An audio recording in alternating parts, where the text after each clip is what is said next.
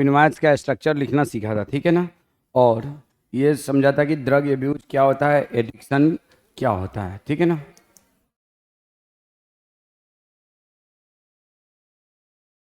देखो, habit led to addiction, addiction followed by dependence, ठीक है ना। अब लास्ट क्लास में हमने कहा था कि ओपीवाइड, ओपीवाइड क्या है, जिसमें मॉर्फिन या मॉर्फिन के डेरिवेटिव हो। ओपीवाइड में क्या क्या आता है, ओपियम, जिसको हिंदी में हम लोग अफीम कहते हैं, इसको हिंदी में हम क्या कहते हैं, अफीम। दूसरा मॉर्फिन इटसेल्फ, और तीसरा कीडीन। अब देखो इन सब में मॉर्फिन, स्मैक, हेरोइन, ये तो आपके बुक में है। मेथाडोन, पेथिडीन, ये लैब में मेथाडोन, पेथिडीन, ये लैब में बनाया जाता है। तो ये तीनों, ये दोनों क्या है, सिंथेटिक है। ये दोनों क्या है, सिंथेटिक है। इस पे जनरली क्वेश्चन नहीं आते हैं।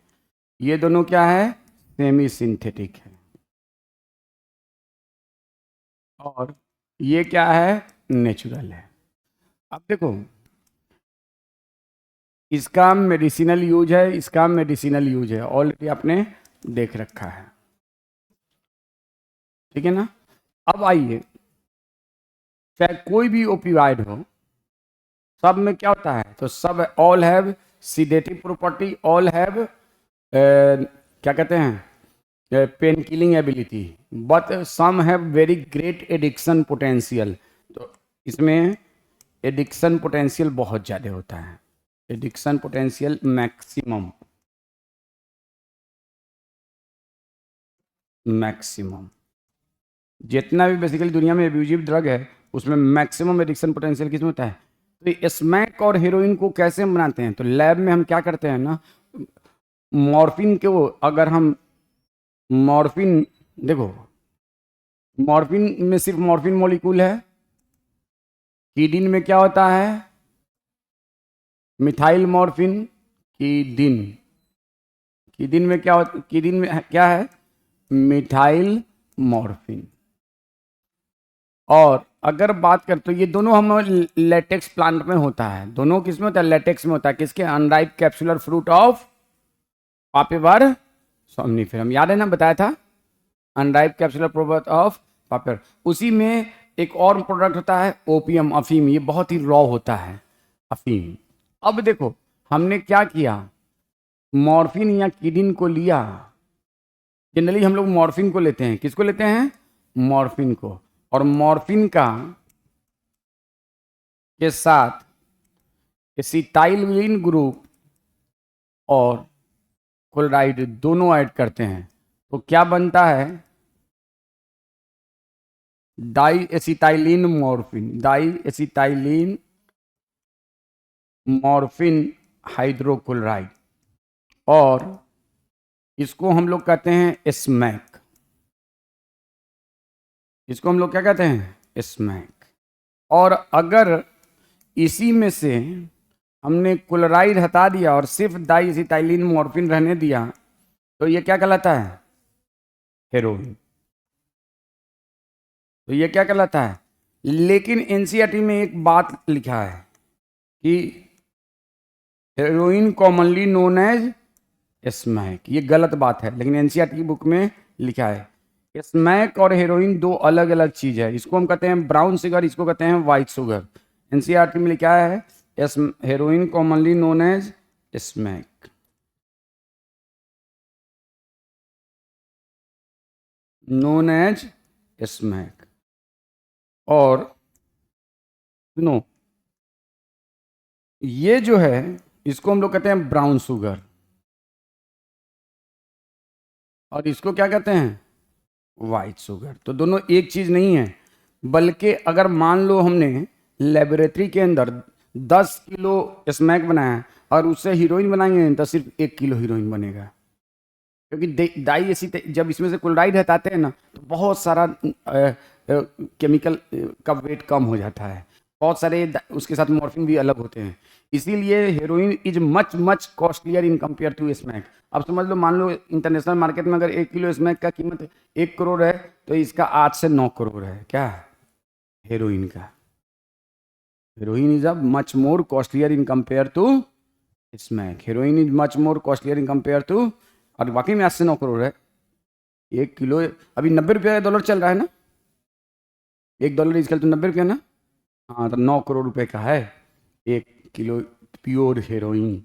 अब सोचो सोना कहाँ, 1 किलो सोना कितने का है, 60-70 लाख का। तो सोना से भी कई टाइम महंगा है। तो सोना मत पहना करो, हेरोइन पहना करो, क्यों, ठीक है ना। तो हेरोइन, अब हेरोइन का कैरेक्टर हमारे बुक में दिया हुआ है। क्या कैरेक्टर है हेरोइन का, तो देखो भाई, हमने हेरोइन का कैरेक्टर जो है ना, फिल्मी हीरोइन से इंस्पायर होकर बनाया है। चमकती है फिल्मी हीरोइन, और क्रिस्टलाइन सब्सटेंस चमकता है, तो क्रिस्टलाइन। हीरोइन एकदम गोरी चिट्टी होती है, वाइट। हीरोइन में खूब परफ्यूम मारती है, बट ये परफ्यूम नहीं मारती है वाली हीरोइन, ऑर्डरलेस। हीरोइन के सिर्फ सपने देख सकते हो, मिलती नहीं है, तो जो मिले नहीं वो bitter in taste. These are the character of heroin, characteristic of heroin, याद रखना होगा। क्या, crystalline, white, odourless, bitter in taste, character. अब मॉर्फिन कोई भी, इन किसी भी, all opioids slow down body and CNS function, body and CNS function. All opioids slow down body and CNS function. तो हेरोइन भी ये काम करता है, क्यों, बिकॉज प्लस जीआईटी, क्योंकि इनका रिसेप्टर कहाँ पे है, इन जगहों पे, ठीक है ना। तो हेरोइन में, तो हेरोइन को यूज कैसे किया जाता है, तो heroin used as, use snorting, क्या करते हैं, स्नॉटिंग समझते हो ना, लेके पाउडर लिया, और IV injection, IV injection 2 form में इस्तेमाल किया जाता है, ठीक है ना। तो हेरोइन भी, या स्मैक भी ऐसे ही किया जाता है, लेकिन हेरोइन की बात किया है। तो this is all about heroin. दूसरा, मॉर्फिन का स्ट्रक्चर याद होना चाहिए। तीसरा, पापिवेरस सोमनीफेरम का प्लांट याद होना चाहिए। तीसरा, लेटेक्स कहाँ पाया जाता है, तो अनराइप कैप्सुलर फ्रूट में, और उसी लेटेक्स के अंदर क्या होता है, मॉर्फिन, किडिन और ओपियम। कोई दिक्कत, उसी मॉर्फिन से हम लोग बनाते हैं स्मैक और हेरोइन, ठीक है ना। कोई दिक्कत, कोई दिक्कत बोलो, एनी प्रॉब्लम। और मॉर्फिन को हम लोग नार्कोटिक एनाल्जेसिक भी कहते हैं। क्यों कहते हैं, morphine also known as narcotic analgesic, क्यों, ये असर्सन है, ये क्या है, असर्सन है, और रीजन है, reduces the pain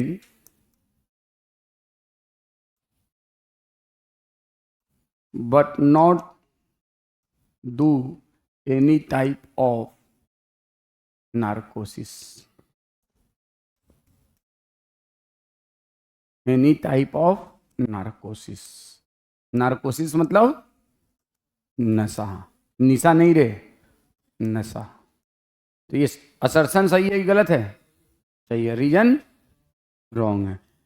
reduces the pain but also causes narcosis, इसीलिए तो A and R both are correct, A correct, R false, A is correct and R is false।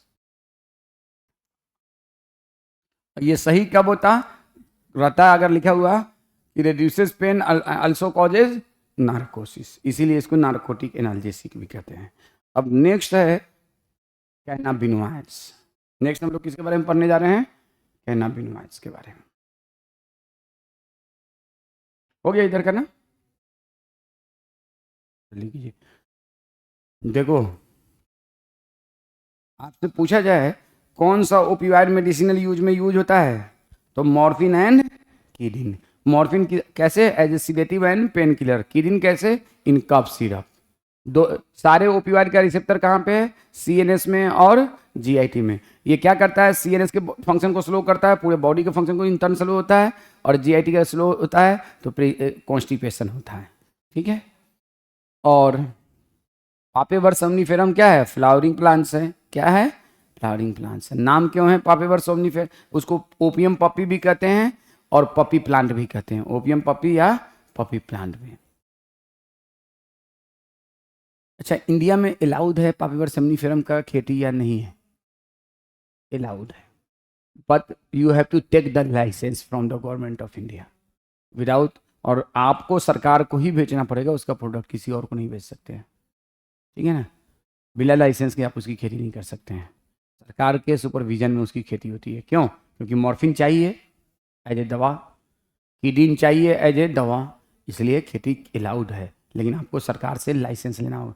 नहीं तो आप क्या करेंगे, खेती करेंगे और बेच देंगे हेरोइन बनाने के लिए, स्मैक बनाने के लिए, जो कि कंप्लीटली बैंड है ऑल ओवर द वर्ल्ड। कौन सा, हेरोइन, ओपियम, स्मैक, ये कंप्लीटली बैंड है। ठीक है, चलो हो गया उधर का। अब अगर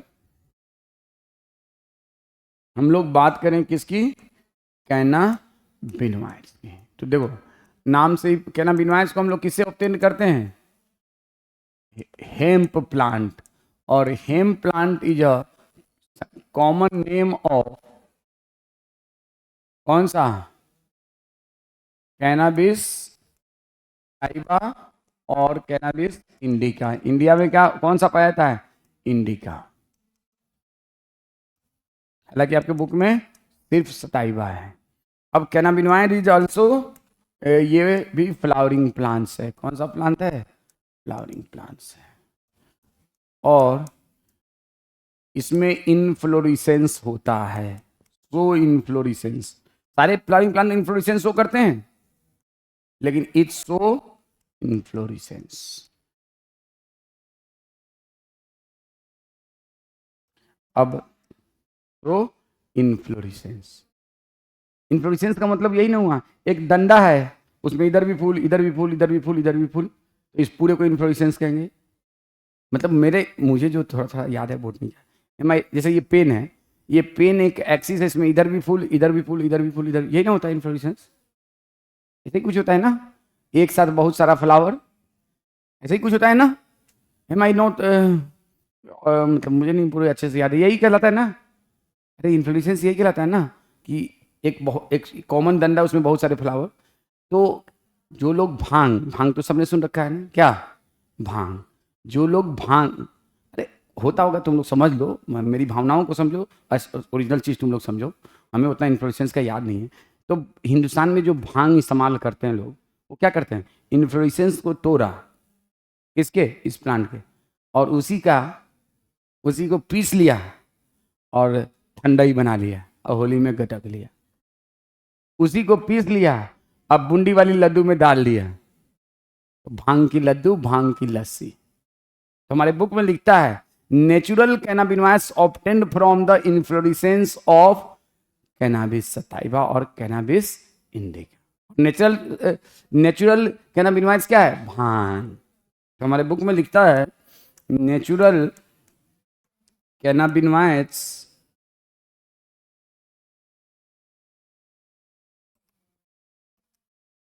obtained from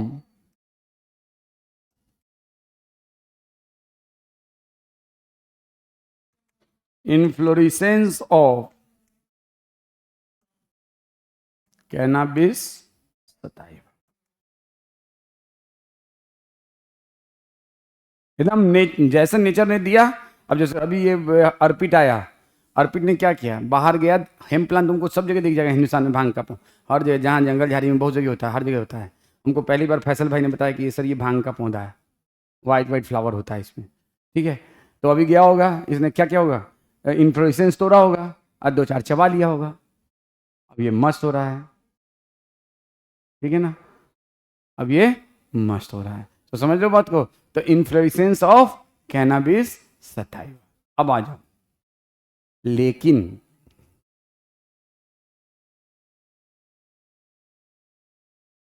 इसको मन किया कि नहीं हम थोड़ा एक्सपेरिमेंट करेंगे। क्या करेंगे?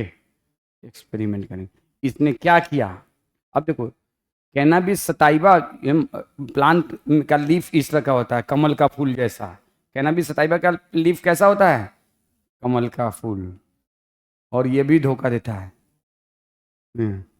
ये ऐसे ही होता है, लीफ ऑफ कैनाबिस सटाइवा ऐसे ही होता है, ये याद रखना होगा।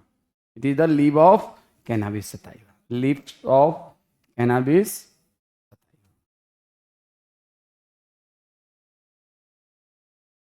Cannabis sativa. देखो सुनो, अब होता क्या है, अब इसको मन क्या एक्सपेरिमेंट करने थे, इसने क्या किया,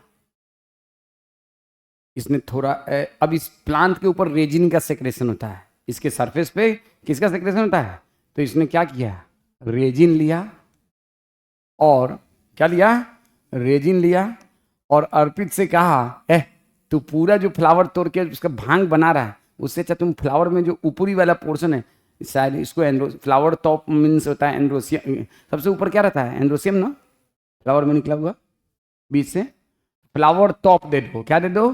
फ्लावर टॉप दे दो। और यंग सीधे लीव्स, यंग लीव होता है लेकिन लीव्स लिया, और इसने एक एक्सपेरिमेंट किया। क्या एक्सपेरिमेंट किया?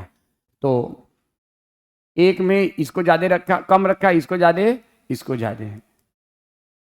एक दूसरे में इसको ज्यादा रखा, इसको कम, और इसको ज्यादा। तीसरे में ये कम, ये कम, ये ज्यादा, और ये भी ज्यादा।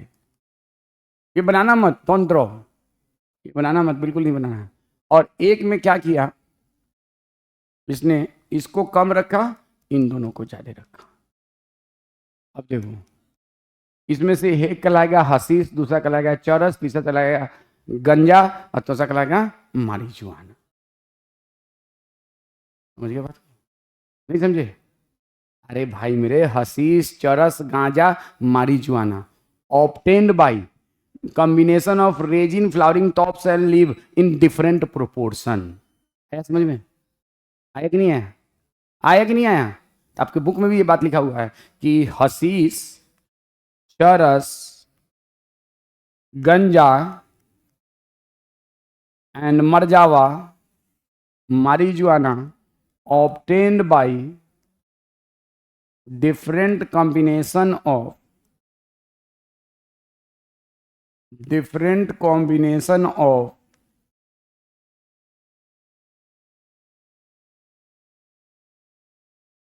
resins, flower tops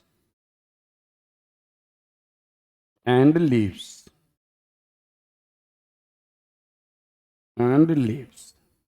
resin, flower tops and leaves. तो ये आपको एकदम याद रखना होगा कि हसीस, चरस, गांजा, marijuana obtain by different combination of resins, flower tops and leaves.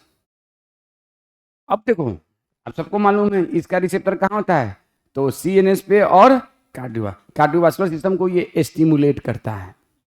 और जब हमारा कार्डियोवास्कुलर सिस्टम स्टिमुलेटेड रहेगा, हमारा हार्ट बीट ज़्यादा स्ट्रांगली कॉन्ट्रैक्ट करेगा, ज़्यादा अमाउंट में ब्लड निकालेगा, तो हमको ज़्यादा हम एनर्जेटिक फील करेंगे। इसीलिए इसको एब्यूज किया जाता है किसके जरिए?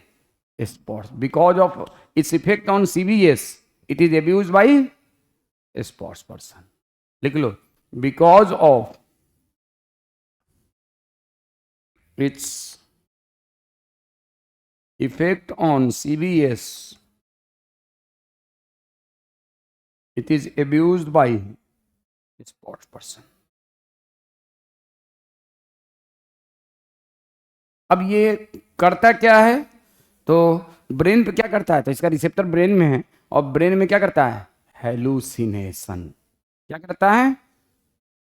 On brain it causes hallucination, on brain it causes hallucination. और हेलुसिनेशन बताया था ना, जो नहीं है वो दिखेगा, जो नहीं है वो सुनाई देगा। जैसे कि मान लो आपने कभी कोई चीज़ सोचा कि काश ये मेरे सामने होता, काश ये ऐसा होता, काश वैसा होता, वो काश काश काश हम थोड़ा सा और देर से आते हैं। ठीक है, तो नहीं आते, आके भी क्या कर लेंगे। देखो ड्रॉप करने के लिए भी मेहनत करना पड़ता है, ऐसे ही आसानी से कोई ड्रॉप नहीं करता है। You have to do a lot of hard work for doing drop, and next time drop, more hard work, further next time drop, further more hard work। आपको पढ़ना नहीं होगा, आपको टाइम को बर्बाद करना होगा, आपको अपने जो आपका इंट्रिंसिक एथिक्स कर रहा है कि हमें अच्छा करना चाहिए, उसको आप अपने शैतानियत से मारने रहे हैं, उससे अपने अंदर में इंटरनल फाइटिंग कर रहे हैं कि नहीं मुझे तो ड्रॉप करना है। वो कर रहा है कि नहीं बेटा पढ़ लो, नहीं ड्रॉप करना। कभी देखते नहीं मूवी में एक अच्छा शैतान है एक बुरा शैतान, तो ये वाकई में भी होता है। तो ड्रॉप करने के लिए भी बहुत मेहनत करना पड़ता है। तो it is not easy job, हर काम के लिए मेहनत करना पड़ता है, भीख मांगने के लिए भी मेहनत करना पड़ता है, नहीं मानना पड़ता है। कहता है लोग काम धंधा नहीं करता, भीख मांग रहा है, भीख मांगने वाला मेहनत नहीं करता, दिन भर सड़क के किनारे बैठा हुआ है, अपने मोरल को डाउन करता, दे दे दे दे 100 रुपये दे दे, 100 रुपये दे दे, लाओ दो दो, नहीं दे रही इंसान, देखो नहीं दे रही, मैं इसके सामने हाथ फैला रहा हूँ, नहीं दे रही है। तो हर काम के लिए मेहनत करना पड़ता है भाई, दुनिया का कौन सा काम है जिसके लिए मेहनत करना पड़ता है। For every work you have to do hard work, ठीक है ना। तो ड्रॉप करने के लिए, तो इट कॉज हेलुसिनेशन का मतलब क्या होता है, जैसे कि मान लो मैं यहाँ पे हूँ और तुमने एक भिखारी का सपना देखा है, तो मैं यहाँ पढ़ा रहा हूँ, तो अब पढ़ा के मैं चला गया, अब तुमको लग रहा है यहाँ पे एक भिखारी आया और भीख मांग रहा है, बिना perception without stimulus, perception without. देखो एक होता है इल्यूजन, बताया था ना लास्ट क्लास में, तो जब परसेप्शन विदाउट स्टिमुलस उसको क्या कहते हैं, हेलुसिनेशन। तो सारे कैनाबिनॉइड क्या कराते हैं, हेलुसिनेशन। क्या कराते हैं, हेलुसिनेशन। अब कैनाबिनॉइड्स को यूज कैसे करते हैं, तो भांग की लस्सी, भांग की क्या ठंडाई, तो cannabinoids mostly used as oral injection, भांग की ठंडाई, भांग की लस्सी, और गांजा ओरल इंजेक्शन और इनहेलेशन। इंजेक्शन का स्पेलिंग क्या होता है यार, मैं भी गांजा पी लिया क्या रे, इंजेक्शन जो भी, हाँ जो भी, और इनहेलेशन। गांजा को इनहेल करते हैं, गंजेरी को देखा होगा रे, गंजेरी भंगेरी को, ठीक है ना, इनहेलेशन। तो ओरल इंजेक्शन एंड इनहेलेशन। अब आ जाओ हमारे बुक में देखते हैं क्या क्या लिखा है कैनाबिनॉइड्स के बारे में। और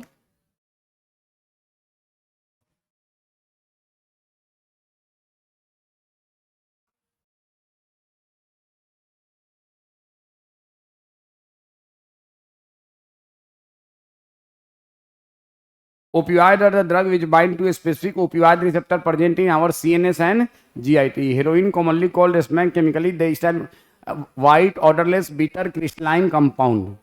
This is obtained by acetylation of morphine, which is extracted from the latex of poppy plant या opium poppy, poppy plant या opium poppy papaver somni, generally taken by snorting and injection. Heroin is a CNS depressant and slow down body function. Cannabinoids are group of which interact with cannabinoids principally in brain and also on CVS. Are obtained from the inflorescence of plant cannabis. Natural cannabinoids का मतलब भांग. The flower, tops, leaves and resin of cannabis are used in various combinations to produce marijuana, hashish, charas, and generally taken by inhalation and oral. ध्यान से देखना, चाहे heroin है चाहे cannabinoid है, दोनों में, हेरोइन में भी और कैनाबिनॉइड में भी, दोनों में एक वर्ड पे ध्यान रखना। कौन से वर्ड पे, जनरली, हमेशा नहीं।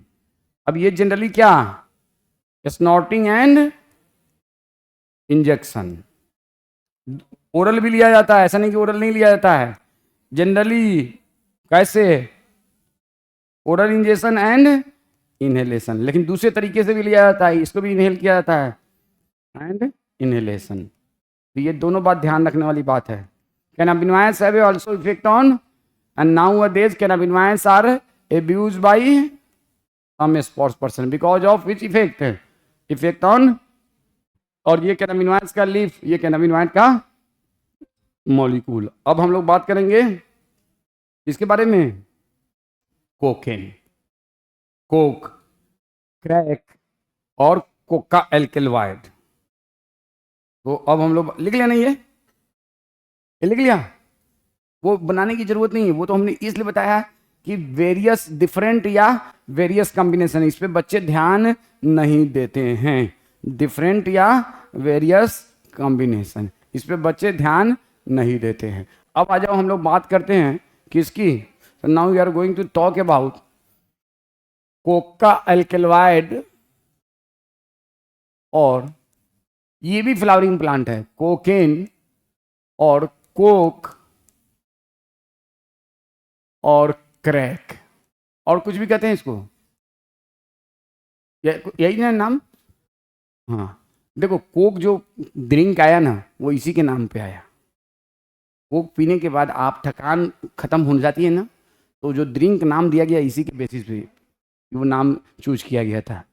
तो ये क्या है, it is a strongest natural stimulant, artificial नहीं, strongest natural stimulant obtained from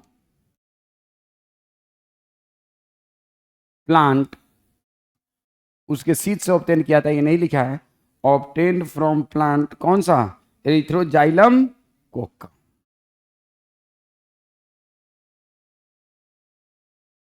Erythroxylum Coca, native plant of south America. South America में लोग ड्रग बहुत लेता है, एरिथ्रोजाइलम कोका, और native plant of south America. अब इसका बी रिसेप्टर कहाँ होता है, सीएनएस में, जितने भी इन सीएनएस it interfere with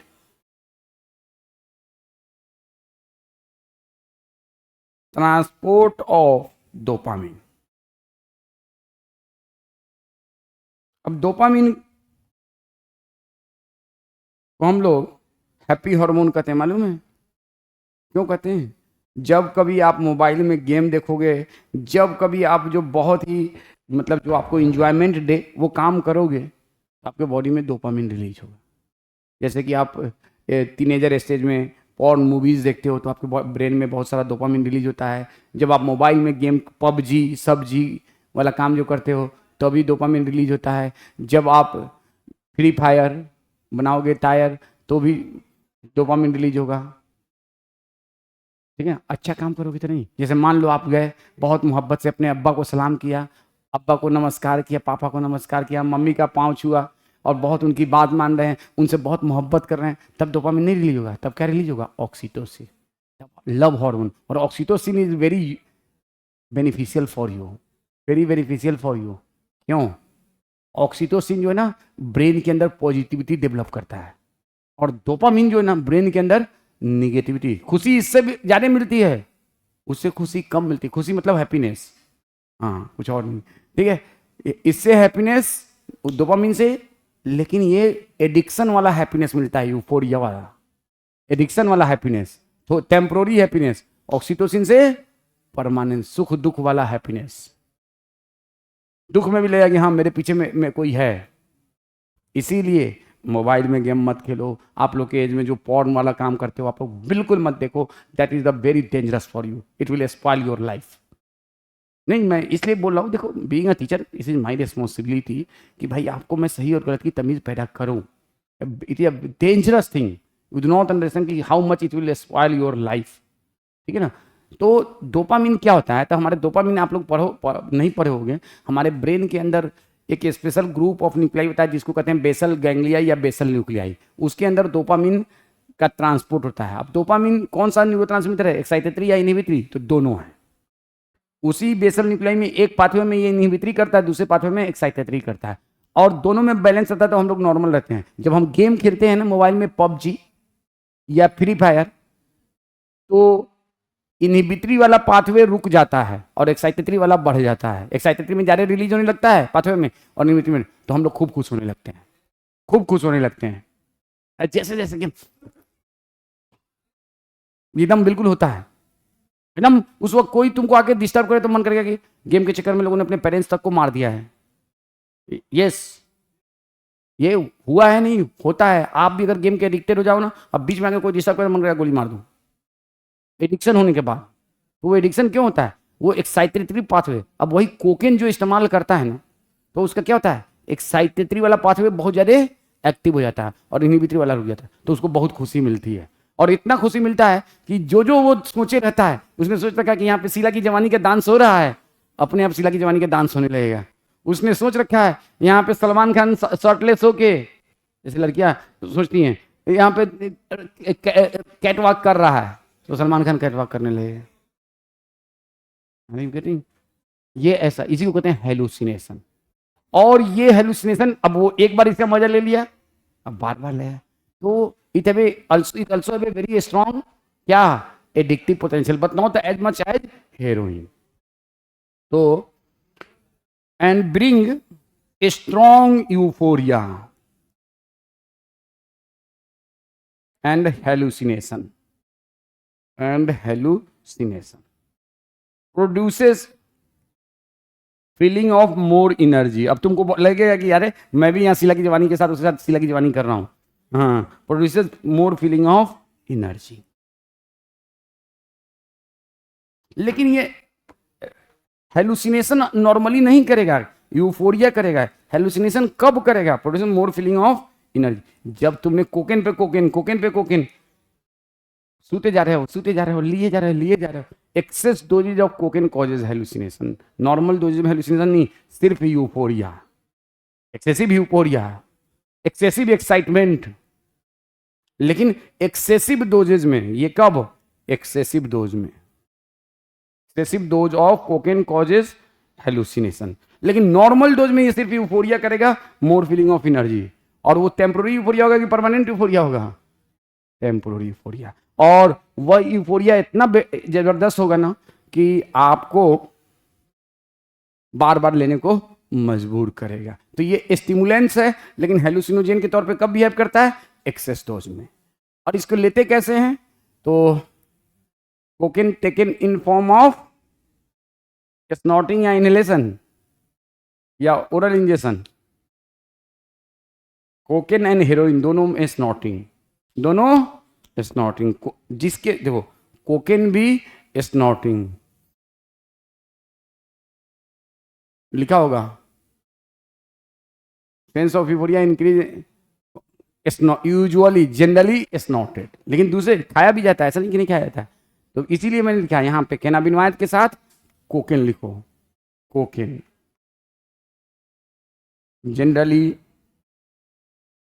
स्नॉटेड।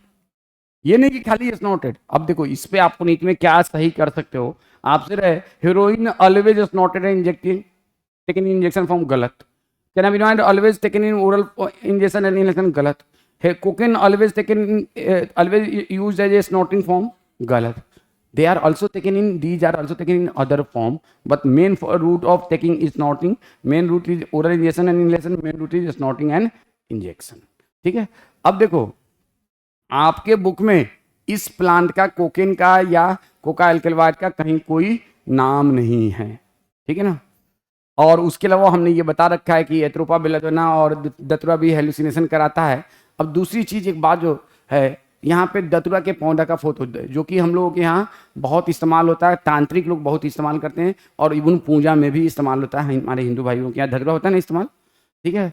तो धतुरा जो है ना हमारे यहाँ रिचुअल्स में भी इस्तेमाल होता है, और तांत्रिक लोग इसका बहुत इस्तेमाल करते हैं। इसी के धुआं से हेलुसिनेशन कराते हैं और उनको भूत दिखाते हैं, ठीक है। तो अब एक बात, लास्ट बात जो हम आप सबसे इसमें करना चाह रहे हैं इन तीनों टॉपिक में, देखो आपने सेकेंडरी मेटाबोलाइट्स पढ़ा था, टेबल 9.3 बायोमोलिक्यूल, उसमें पढ़ा था एल्केलवाइड्स। उस एल्केलवाइड्स में क्या क्या लिखा हुआ था? मॉर्फिन, कीडिन। कैनाबिनॉइड्स क्या है? वो भी एल्केलाइड्स है। कैनाबिनॉइड्स क्या है? वो भी एल्केलाइड्स है। कैनाबिनॉइड्स भी क्या है? वो भी एल्केलाइड्स है। और उसके बाद आपका कोकेन भी क्या है? ये भी एल्केलाइड्स है। निकोटीन भी क्या है? वो भी एल्केलाइड्स है। ये लिख लिया? तो लिखो, ये तो लिख लिया होगा ना।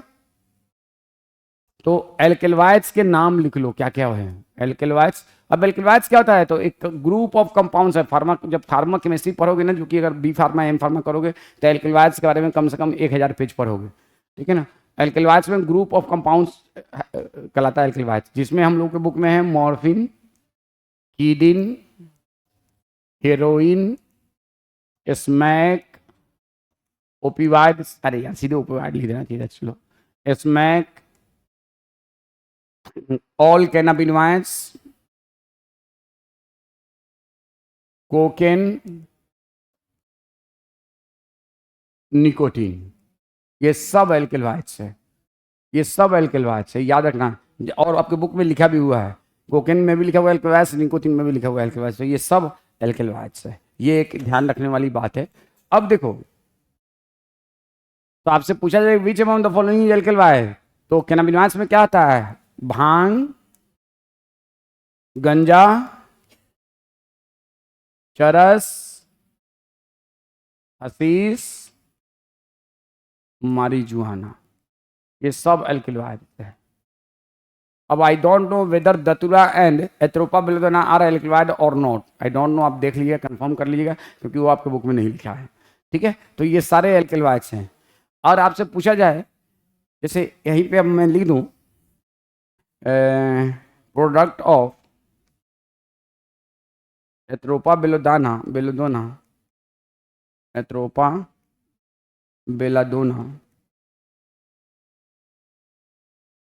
और दूसरा लिखूं धतूरा, जिसको हम लोग धतूरा हिंदी में कहते हैं। और मैं यहाँ पे इनको नंबरिंग कर दूं, 1 2 3 4, जस्ट अंडरस्टैंड, 5 6 7 8 9 10 11 12 और 13। अब मैं इसमें से पूछूं, इनमें से कौन कौन सा यूफोरिया करता है? टीयर, इनमें से कौन कौन सा यूफोरिया करता है?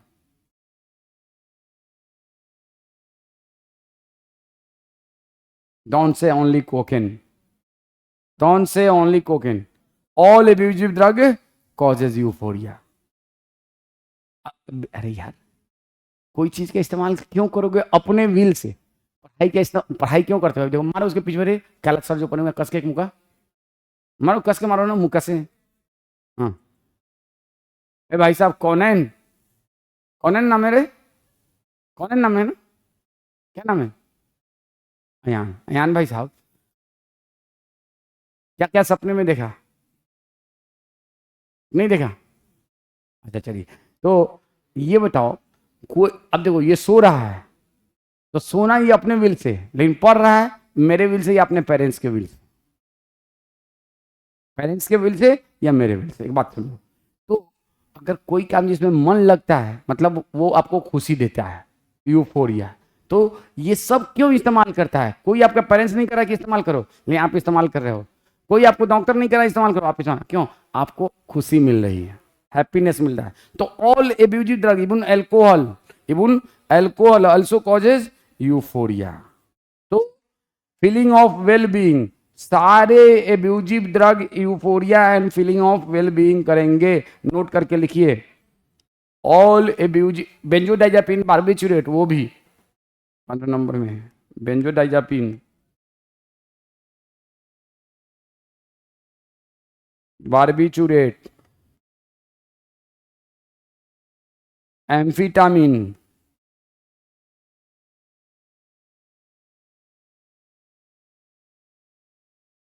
सोलह 17, all abusive drug causes euphoria and feeling of well being, इसीलिए तो है ये abusive. All abusive drug causes euphoria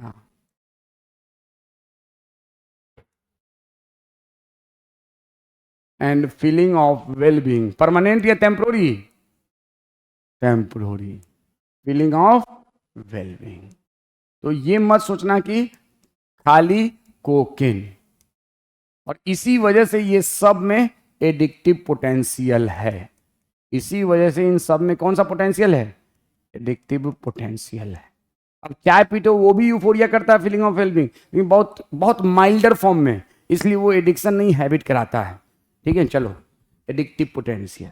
अब हमने पूछा इसमें इनमें से कौन सा है ड्रग जो आपके बॉडी में कौन कौन सा नंबर जो है वो आपके बॉडी के फंक्शन को स्लो डाउन करता है। नंबर बताओ है कौन कौन नंबर इसमें जो है ना 1 से लेके 18 तक है ना, कौन कौन सा आपके बॉडी के फंक्शन को स्लो डाउन करता है? Slow down your CNS activity and body function. कौन कौन सा नंबर बोलो? Slow down CNS and body function, बोलो जल्दी जल्दी। 1 2 3 4 और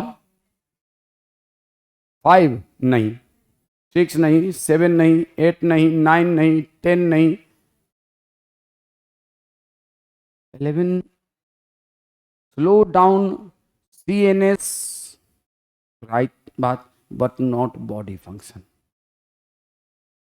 CNS के फंक्शन को तो स्लो करता है, लेकिन बॉडी के फंक्शन को स्टिमुलेट करता है। तभी तो पढ़ते पढ़ते थक गए। हाँ भाई साहब, फिर बॉडी रिलैक्स। नहीं तो ये नहीं होगा, 11 नहीं होगा, बताओ।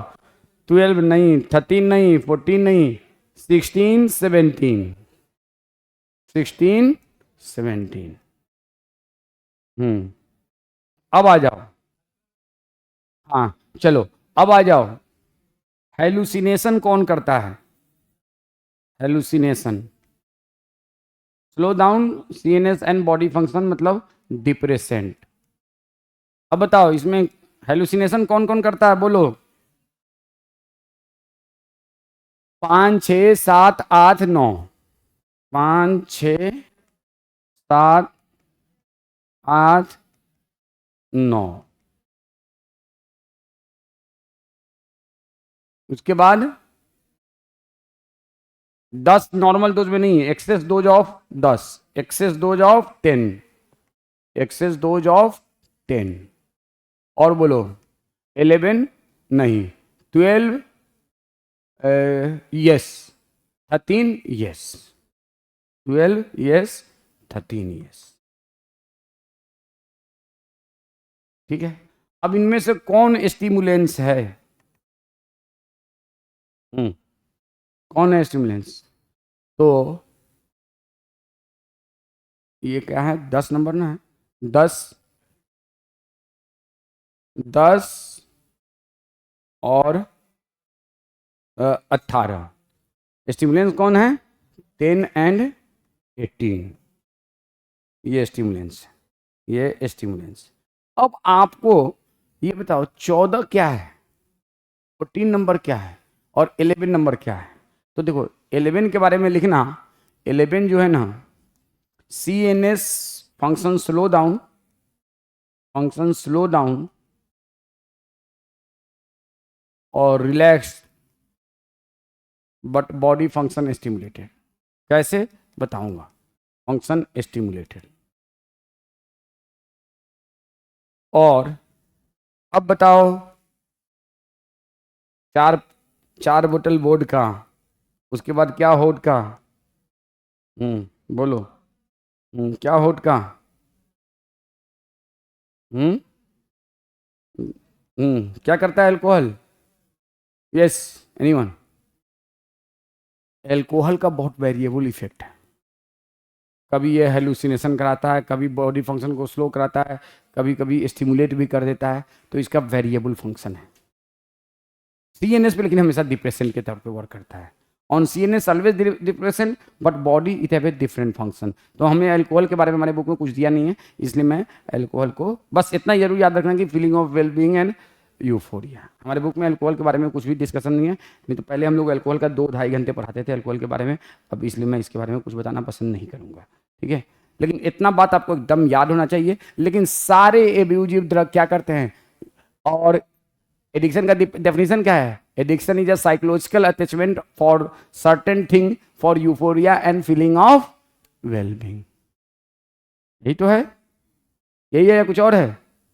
आ गया समझ में? आ गया समझ में? अब आ जाएंगे, ये मैं हटाऊं ना। देखो, ये बात हम लोगों ने ऑलरेडी पढ़ रखा है, ये बात है। अब आ जाओ, अब हम लोगों के बुक में है, हाँ, ये अपना चीज, हाँ, क्या, हाँ, समझ ना, हाँ। चलो, अब हम लोग बात करेंगे स्मोकिंग का। स्मोकिंग का किसकी बात करेंगे? स्मोकिंग का। हाँ, तो स्मोकिंग के बारे में हो गया ये। तो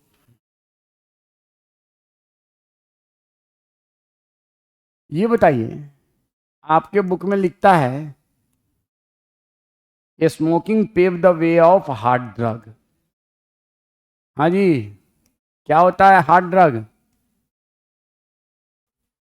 कौन कौन बताएगा? हाँ, अर्पित, हार्ड ड्रग क्या क्या मतलब होता है? हाँ, जो किसमें अफेक्ट करता हो? निकोटीन नहीं करता इनवॉल्टी से कोई इफेक्ट? स्मोकिंग वो भी करता है। निकोटीन करता है कि नहीं करता इनवॉल्टी से कोई इफेक्ट? तो फिर ये क्यों हार्ड ड्रग क्या होता है? जो हार्ड होता है, खाने में चबाने में बहुत हार्ड लगता है, हैं? क्या होता है हार्ड ड्रग? एनीवन? हाँ, क्या क्या जारी होता है? कहाँ पे? हार्ड ड्रग मतलब होता है those drugs which have a much much greater addictive potential, much much greater addictive potential, जैसे कि हीरोइन, कोकेन, कैनाबिनोमाइड्स, ये सब बहुत ज़्यादा इसके एडिक्शन, एल्कोहल, ये सब क्या है? हार्ड ड्रग है। देखो, एडिक्टिव पोटेंशियल निकोटीन में भी है, ये भी feeling of euphoria and wellbeing करता है, लेकिन जो करेगा कोकेन, जो करेगा हेरोइन, जो करेगा कैनाबिनोमाइड्स, वो उस लेवल का नहीं करेगा। तो क्यों ऐसा क्यों लिखा है?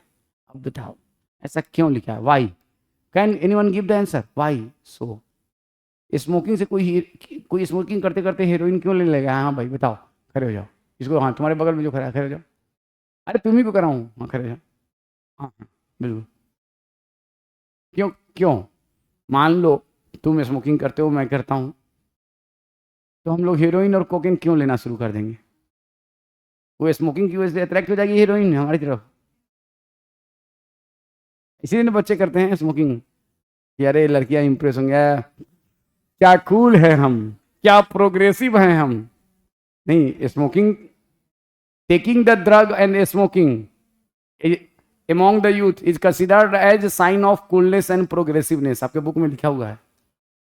यूथ में क्या परसेप्शन है कि लड़कियों में भी, यानी लड़कों में नहीं, अरे लड़कियां खूब धुआंबाजी करती है, हाँ, कि टेकिंग द ड्रग और एल्कोहल और smoking is a sign of coolness and progressive. तो स्मोकिंग करते करते वो हीरोइन में कैसे घुस गया रे? कोकेन में कैसे घुस गया बताओ? Can anyone give the answer? भाई जा, भाई जा। अरे देख, घबरा मत, मजाक करना यार, हम चलो, मैं तो आज तक नहीं लिया कोकेन और हाँ। अरे भाई, एक ही खाना रोज दिया जाए आपको, रोज बिरयानी ही दिया जाए, कितनी दिन बिरयानी खानी है? रोज आपको पनीर का ही पकौड़ा ही दिया जाए, तो आपको टेस्ट चेंज करने का मन करेगा कि नहीं? भले वो आपको बहुत पसंद है, वही चीज है। क्या होता है ना, स्मोकिंग करते करते अब एक लेवल चैन स्मोकर बन गए। चैन स्मोकर बनने के बाद भी आपको अब यूफोरिया नहीं आ रहा है जितना आना चाहिए, आपको फीलिंग ऑफ वेलबींग नहीं आ रहा है जितना आना चाहिए, तो आप कहेंगे कुछ और ट्राई करते हैं, आज कुछ नया ट्राई करते हैं।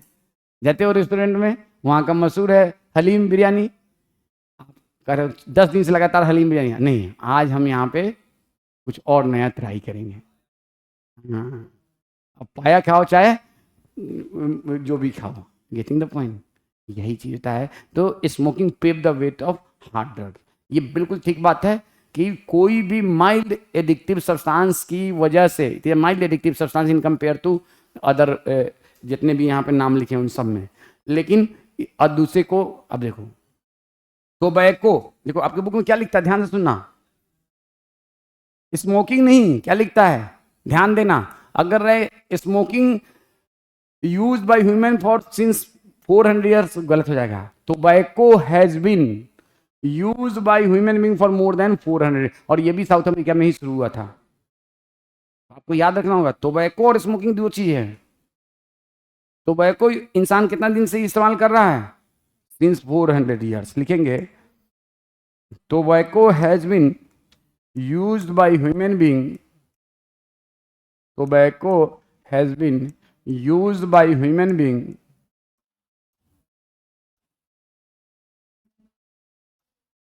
since 400 years, 400 years, 400 सालों से, has been used by human since 400 years।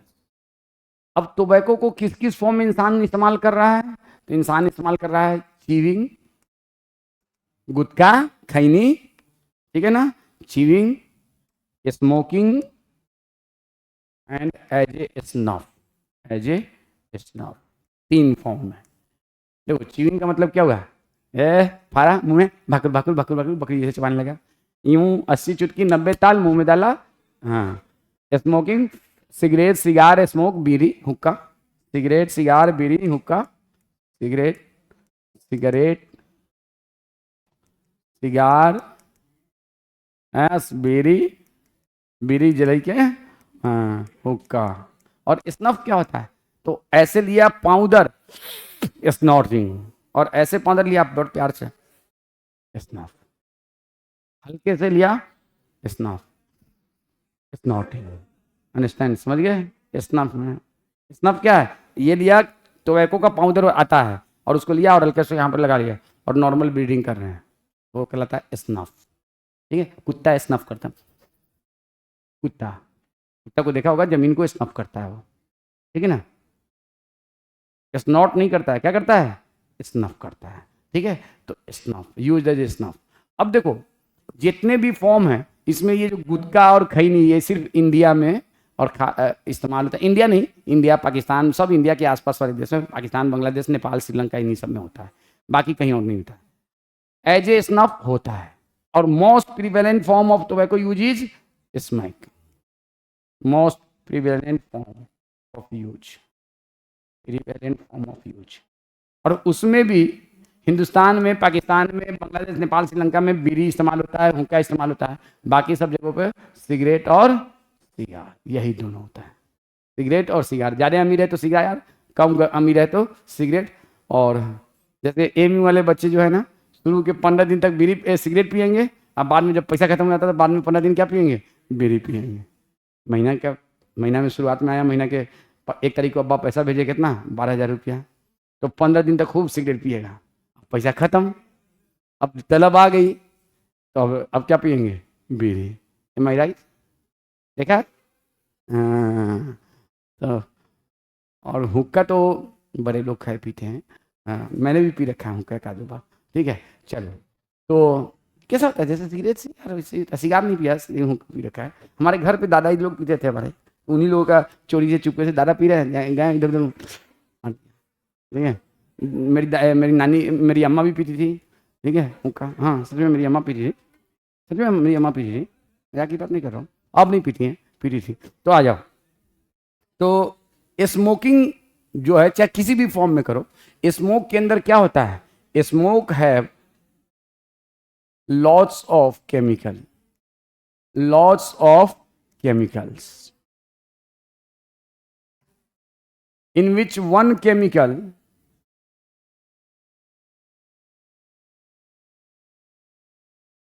which is alkyl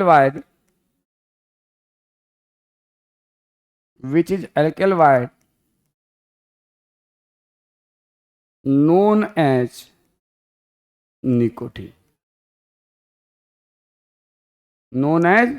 nicotine, have addictive potential. अब देखो मैं अपनी बात बता रहा हूं, मैं बिल्कुल, लेकिन प्लीज डोंट ट्राई इट, ये मेरा आपसे हम्बल रिक्वेस्ट है। मैं स्मोकिंग करता हूं लेकिन ऐसा नहीं कि हाँ जैसे आदमी ने एक भी नहीं किया, कोई जरूरी नहीं कि मैं कभी कभी 10-10 दिन नहीं करता हूँ, 3-3 महीने 4-4 महीने नहीं करता हूँ, लेकिन मान लो जैसे कि बीवी से लड़ाई हो गई, होता है, अगर बीवी से लड़ाई नहीं हो रही तो इसका मतलब आप नॉर्मल नहीं है, लड़ाई होती रहना चाहिए। क्योंकि देखिए दो डिफरेंट माइंड होता है ना, वो एक का माइंड हाईली इंटरकनेक्टेड, एक का माइंड बिल्कुल सेपरेट। तो इंटरकनेक्टेड तो सेपरेट माइंड में तो लड़ाई होना तय है। अब बीवी के साथ एक सबसे बड़ा प्रॉब्लम क्या है, सी इज ऑलवेज राइट। हाँ, और हाँ ये तो, अब लड़ाई हो गई, अब टेंशन हो रहा है, काम करने का मन नहीं कर रहा, दिमाग में एकदम मन कर रहा है कि उसका, हाँ, नहीं, हाँ, ठीक है, लेकिन कर नहीं सकते हैं, कर नहीं सकते हैं, तो दिमाग को रिलैक्स करना है।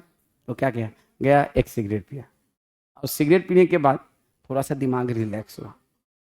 क्यों, तो सिगरेट में निकोटीन है, और निकोटीन क्या करता है, आपके ब्रेन के एक्टिविटी को स्लो डाउन करता है।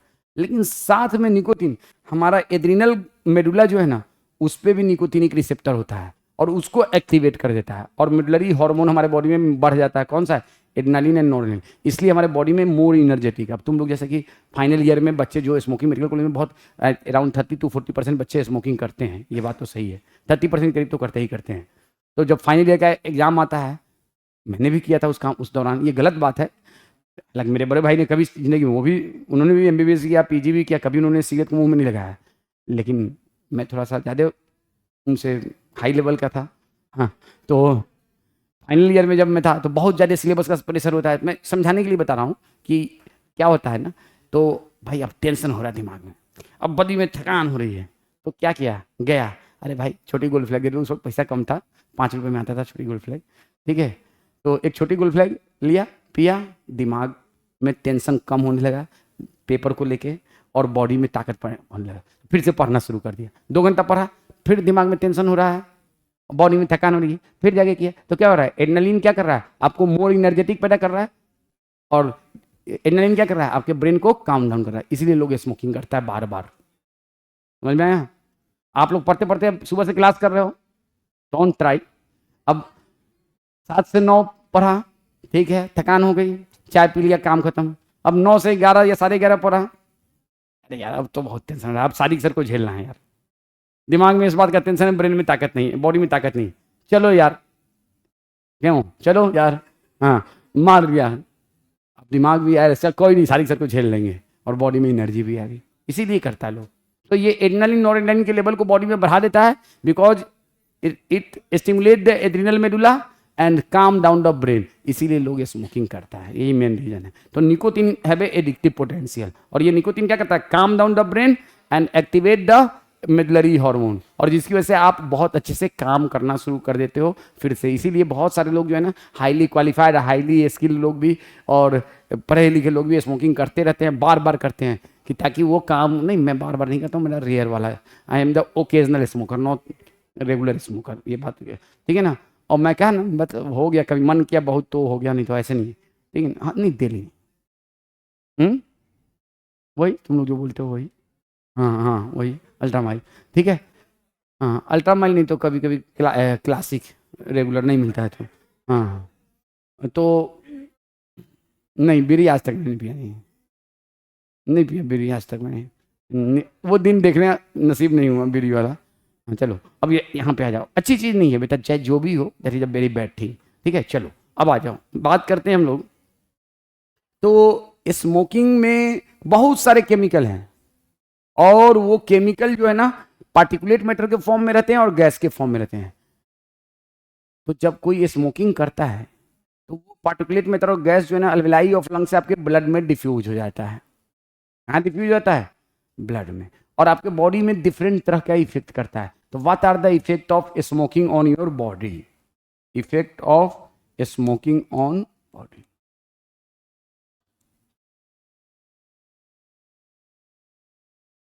ऑन बॉडी, अच्छा, एक चीज जो कि आपके बुक में नहीं है, tobacco obtain from which plant, ये याद रखिएगा, ऑब्टेन फ्रॉम विच प्लांट, ये बुक में नहीं है, tobacco plant, tobacco plant, tobacco plant का scientific name Nicotiana tabacum, Nicotiana rustica, Nicotiana tabacum and और निकोटियाना रस्टिका।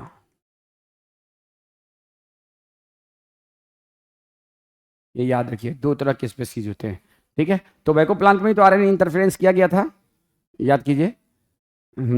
सब इसी से समझ सकते हो कि टोबैको का कितना बड़ा कारोबार है, पूरे वर्ल्ड में ट्रिलियंस डॉलर का कारोबार है। इफेक्ट ऑफ ह्यूमन बॉडी क्या करता है, तो रेस्पिरेटरी सिस्टम में क्या करेगा, क्या करेगा भाई, तो ब्रोंकाइटिस, अस्थमा, हालांकि अस्थमा आपके बुक में नहीं लिखा है, emphysema,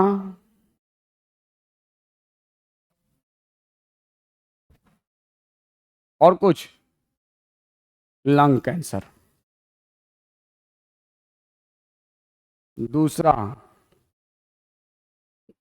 digestive system, gastric ulcer.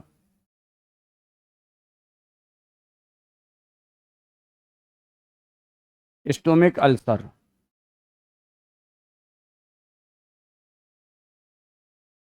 उसके बाद cardiovascular system, hypertension due to chronic smoking, hypertension due to chronic smoking.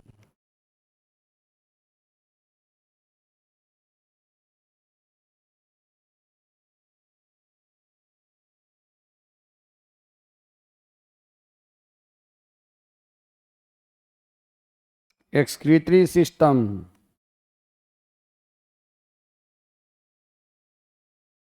Digestive system में cancer of throat, cancer of throat,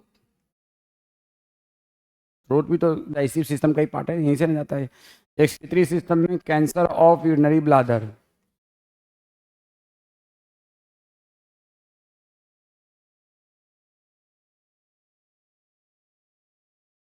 and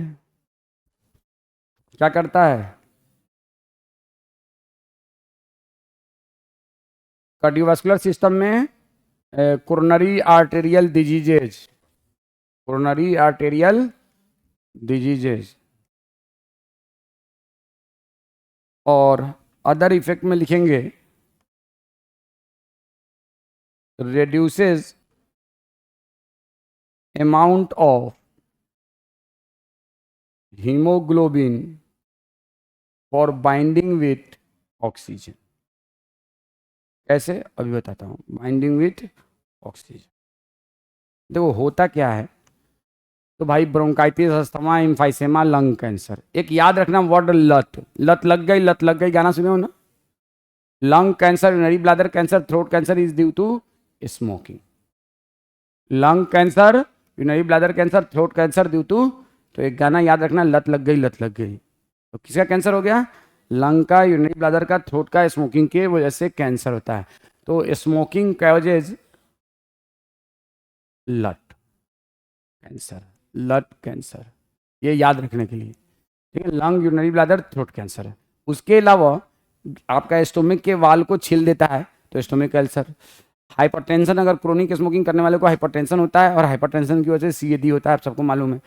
cancer of urinary bladder, reduces haem bind. देखो क्या होता है ना, जब हम लोग ये स्मोकिंग करते हैं, तो जो बर्निंग होता है ना, वो सिगरेट या बीड़ी या हुक्का, वो कंप्लीट बर्निंग नहीं होता। तो smoke have a lots of carbon monoxide, smoke have lots of carbon monoxide, ठीक है। अब ये है हीमोग्लोबिन,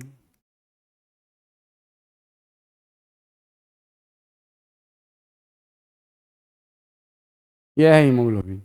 और इस हीमोग्लोबिन का पहला प्यार क्या है, नहीं, पहला प्यार क्या है, कार्बन मोनोऑक्साइड। दूसरा प्यार क्या है, ऑक्सीजन।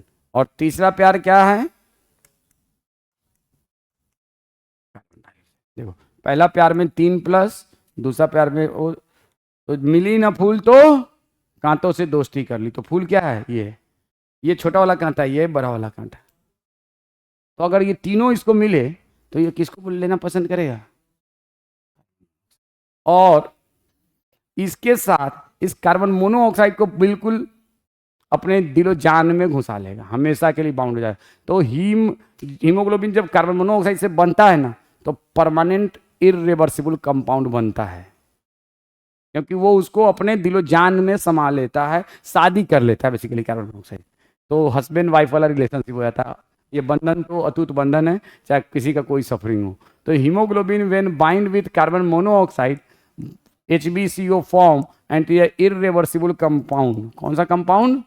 इरिवर्सिबल। और इसको कहते हैं कार्बोक्सी। ये दोबारा फिर से हीमोग्लोबिन में कभी नहीं बन पाएगा हीमोग्लोबिन। और ये कौन सा कंपाउंड है? Irreversible compound. अब देखो, अगर मान लो इसको फूल नहीं मिला तो कांटा से दोस्ती करेगा। अब ये फूल नहीं है, ये है ही नहीं, तो किसे दोस्ती करेगा? ऑक्सीजन। और अब कार्बन मोनोऑक्साइड इसमें है नहीं, तो ये ऑक्सीजन को अपने दिलो जान में नहीं समाएगा, बल्कि अपने कान में समा लेगा ऑक्सीजन को। और कान बाहर में, और इधर में समा लेगा ऑक्सीजन को, यहाँ पे समा लेगा ऑक्सीजन को, यहाँ पे समा लेगा। तो चार ऑक्सीजन के मोलिक्यूल को। तो haemoglobin bind with oxygen but not, अंदर नहीं समाया है, तो रिवर्सिबल कंपाउंड बनेगा। कौन सा कंपाउंड? HbO2। कौन सा? रिवर्सिबल। तो ये इससे शादी नहीं करेगा, सिर्फ बॉयफ्रेंड गर्लफ्रेंड वाला रिलेशनशिप रहेगा। Reversible compound. और यहाँ पे हस्बैंड वाइफ वाला रिश्ता बन जाएगा। उसी तरह से जब ये भी नहीं है, तो ये किसे बाउंड करेगा? कार्बन डाइऑक्साइड से, और दूसरे लोकेशन पे, दूसरे।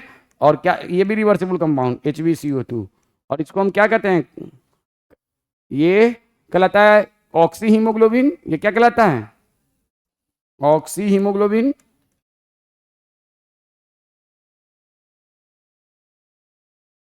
और ये क्या कहलाता है? कार्बा अमाइनो हीमोग्लोबिन, क्योंकि दूसरे लोकेशन पे। और आई होप कि मैंने थोड़ा सा बायोमोलिक्यूल में बताया था हीमोग्लोबिन। और ये भी कौन सा कंपाउंड है? Reversible compound. अब मान लो कोई स्मोकिंग करता है, तो उसको फूल तो मिल ही जाता है। जो स्मोकिंग कर रहा है, क्यों भाई साहब? जैसे हम लोग जब मारते हैं धुआं, तो हम लोग को फूल मिल जाता है, तो कांटे को हम पूछेंगे, तो वो फूल जहां जहां गया किसके पास? हीमोग्लोबिन के पास। क्या बना लिया? HbCO। अब वो हीमोग्लोबिन तो आपके बॉडी में परमानेंटली यूजलेस हो गया, क्या वो ऑक्सीजन को कैरी कर पाएगा? तो मान लो मैंने एक बार स्मोकिंग किया और मेरे बॉडी में 1 लाख कार्बन मोनोऑक्साइड के मॉलिक्यूल गए, तो 25,000 मेरा हीमोग्लोबिन जो हुआ ना, वो किसी काम का नहीं, क्योंकि एक हीमोग्लोबिन 4 कार्बन मोनोऑक्साइड से बनता है। तो 25,000 मेरा क्या हो गया?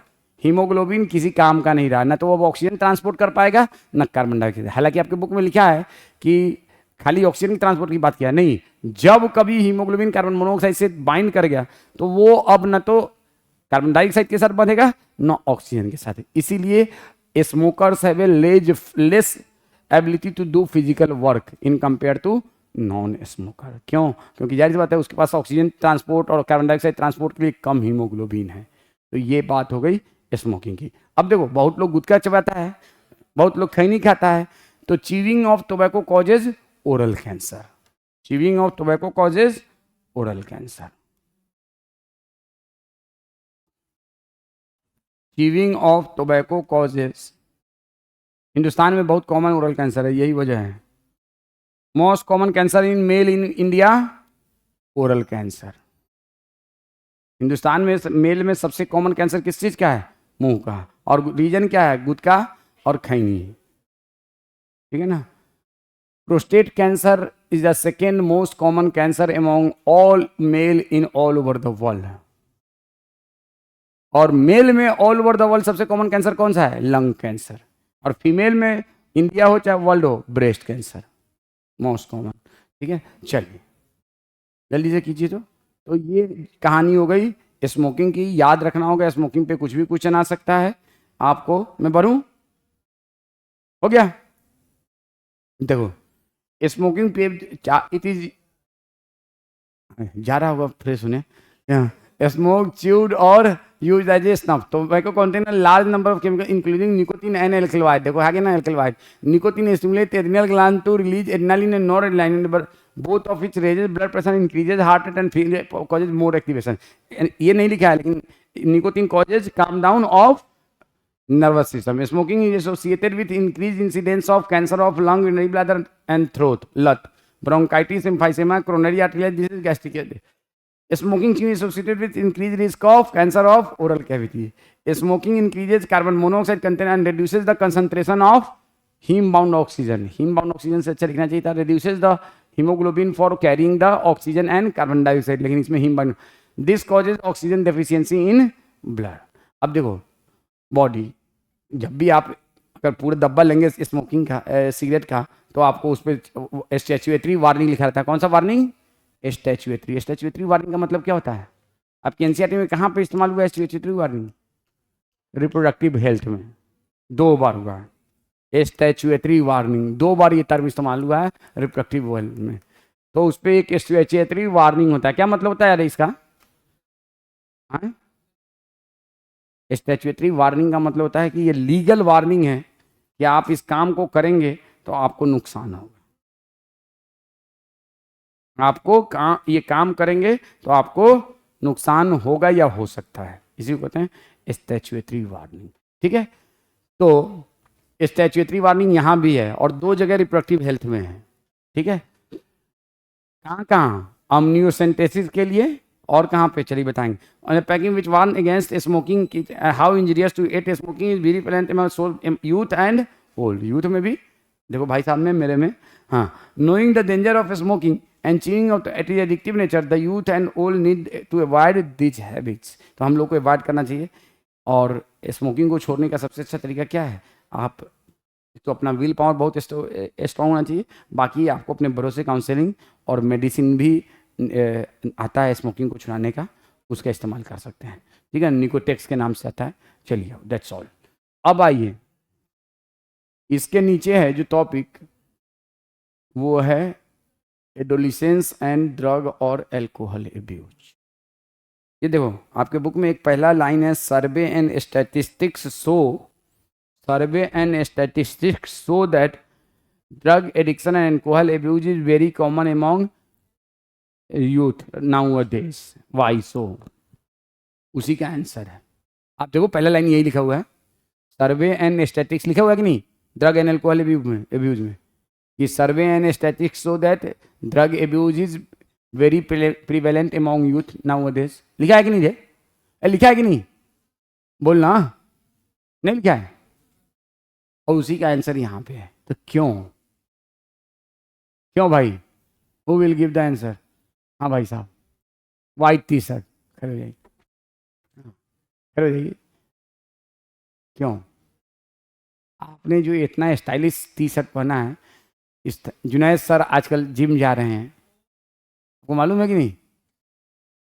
मोहित सर भी जा रहे हैं. तो मोहित सर का तो समझ में आता है कि यार ये कर्वेचर है तो इसको थोड़ा कम करें, इसको बढ़ाएं. अब जुनैद सर जा रहे हैं तो जुनैद सर कौन से कंपाउंड बन चुके हैं? Carboxy haemoglobin. अब कुछ होना है फिर क्या को फालतू में जिम जा रहे हैं. हाँ, अगर रहते हैं फैसल भाई हैं तो वो समझ में आता है. अभी वो रिवर्सिबल कंपाउंड है. इंजीनियर सर कौन सा कंपाउंड है? Just like carboxy haemoglobin. हाँ भाई साहब. तो आपने ऐसा टी शर्ट क्यों पहना है? ताकि आप कूल लगे, स्टाइलिश लगे. ठीक है ना. आपसे अपोजिट सेक्स अट्रैक्ट हो. Yes, right, it is correct. यही रीजन है ड्रग और एल्कोहल अब्यूज का. आप थोड़ा एक्सपेरिमेंट करेंगे. देखो अभी ठंड है फिर भी मैं हाफ टी शर्ट पहन के कोचिंग में, देखो मैं कितना हॉट हूँ. With black bile, person with a black bile considered as person of hot personality. याद है? देखो ये सब मजाक के साथ याद हो जाता है. ज़्यादा मजाक के साथ रजाक भी होता है, याद भी होता है. हाँ चलो बैठ जा. तो स्मोकिंग का कॉज भी यही है. देखो क्या होता है ना, आप जब इस एज में रहते हो, देखो एडोलिसेंस क्या है? सुनो मेरी बात को. एडोलिसेंस और एडोलिसेंट पीरियड, तो प्लीज लिसन. एडोलिसेंस एक पीरियड और प्रोसेस दोनों को कहते हैं. एडोलिसेंस क्या कहते हैं? एक पीरियड और प्रोसेस है जिसमें आप बचपना को छोड़ते हैं और जवानी की तरफ चढ़ते हैं. It is a bridge between childhood and adult. और ये ब्रिज जो है कौन कराता है? Sex hormone. फीमेल में एस्ट्रोजन, मेल में एंड्रोजन. तो adolescence is a period and process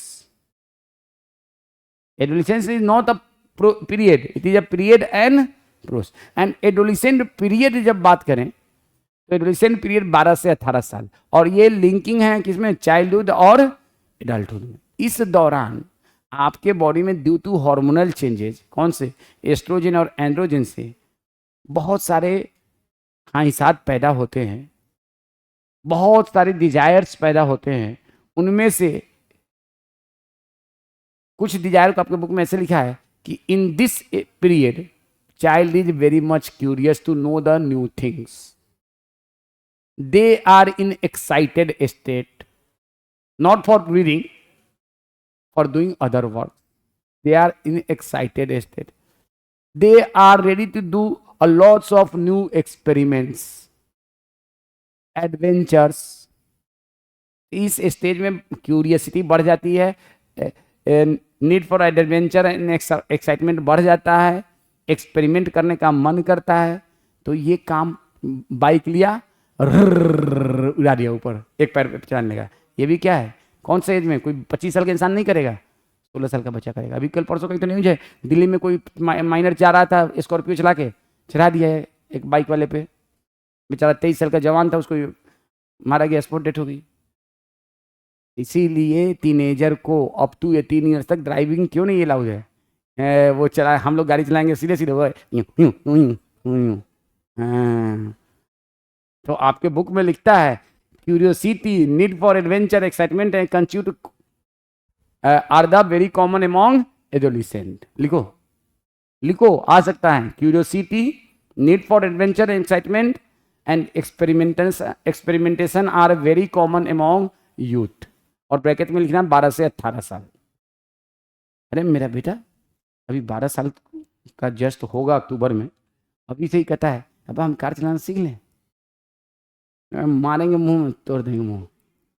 car, जब कार के लायक बनना तब चलना सीखना। हमारे कार को मत चलाओ, मैं तो ऐसे ही बोलता हूँ, मेरे कार को मत चलाओ, बैठ ले रहो, यही मेरा एहसान है तुम पे। चलाने का तो सोचना भी मत। बाइक भी मैं नहीं दूंगा, साइकिल से जाना होगा, आना होगा, कहीं कोई ना बाइक ना कुछ। जब खुद इस लायक बन जाओगे कि तुम बाइक का तेल डलवा सकते हो तो बाइक खरीद के दे सकता हूँ, कार का तेल डलवा सकते हो तो कार खरीद के दे सकता हूँ, लेकिन मेरे पैसे से ऐस तो बाजी नहीं।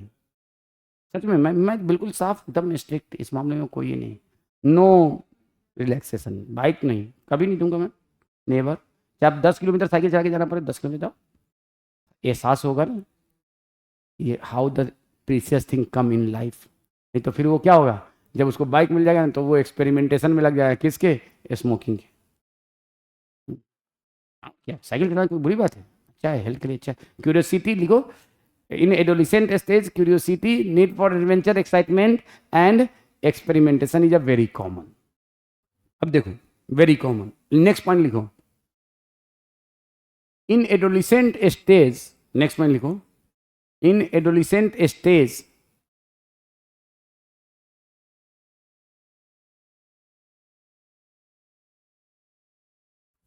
youth have perception that ये सब बात आपके बुक में, लेकिन ऐसे लिखवा दूंगा तो आपको याद रहेगा। Youth have perception that taking drug और स्मोकिंग और एल्कोहल, टेकिंग ड्रग एंड और एल्कोहल और smoking is a sign of coolness and progressiveness. Youth have a perception that taking drug, alcohol or smoking is a sign of coolness and progressiveness. Sign of coolness and progressiveness. Next.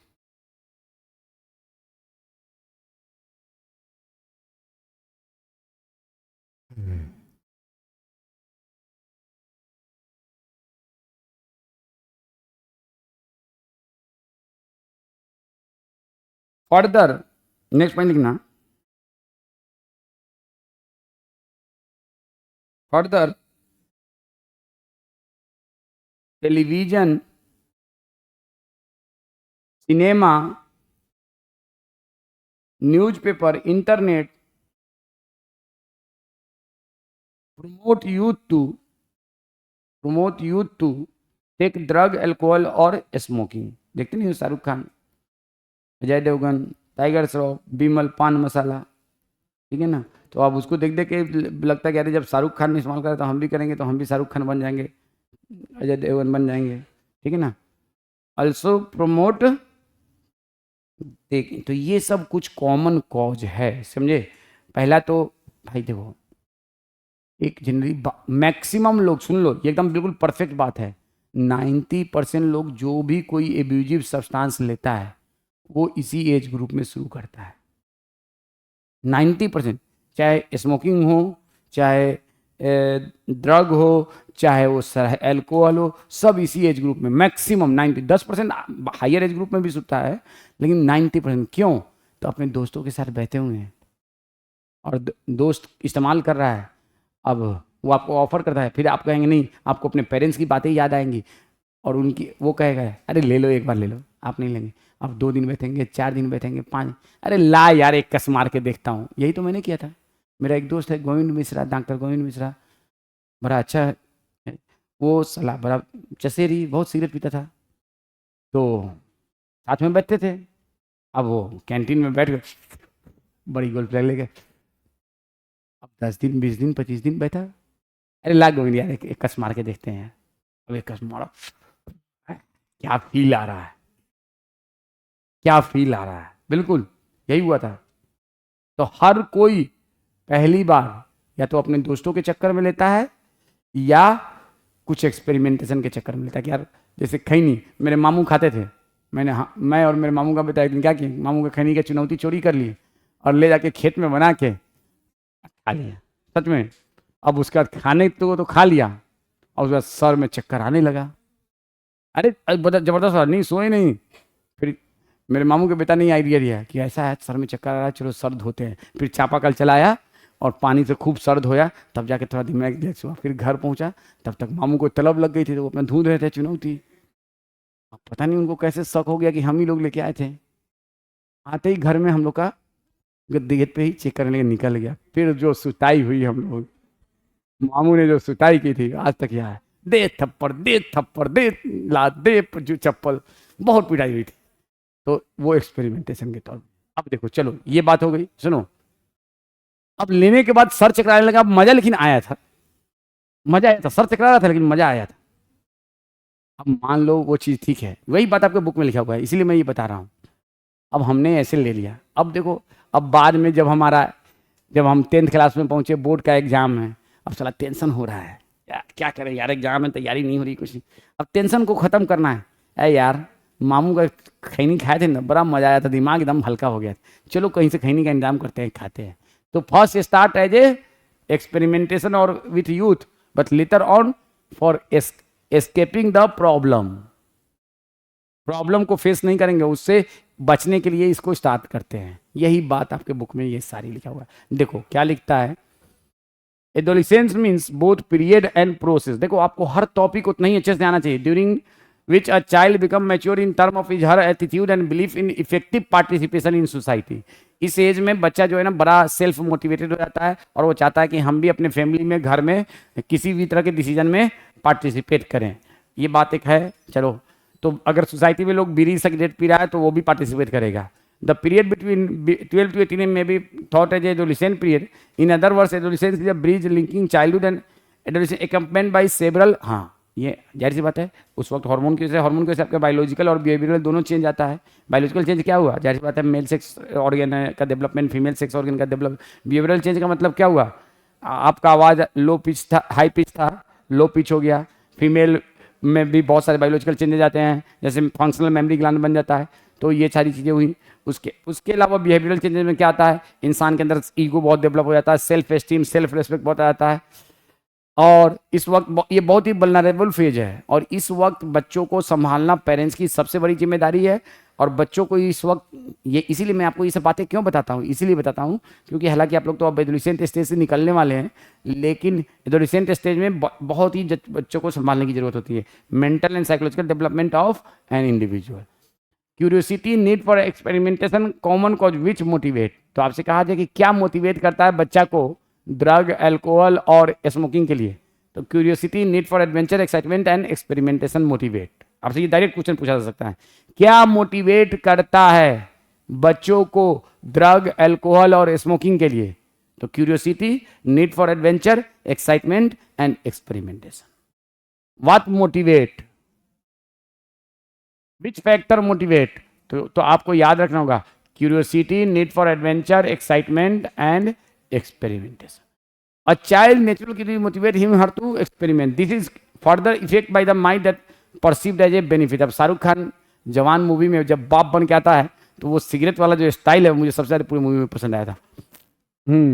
याद है? एक तरफ से cigarette लगा होता है, एक तरफ से धुआं निकालता है, ठीक है? आता है बाप बन के, जब बेटा पीट रहा होता है शाहरुख खान का जवान मूवी में, याद है? हाँ, वो एकदम आता है। ठीक है?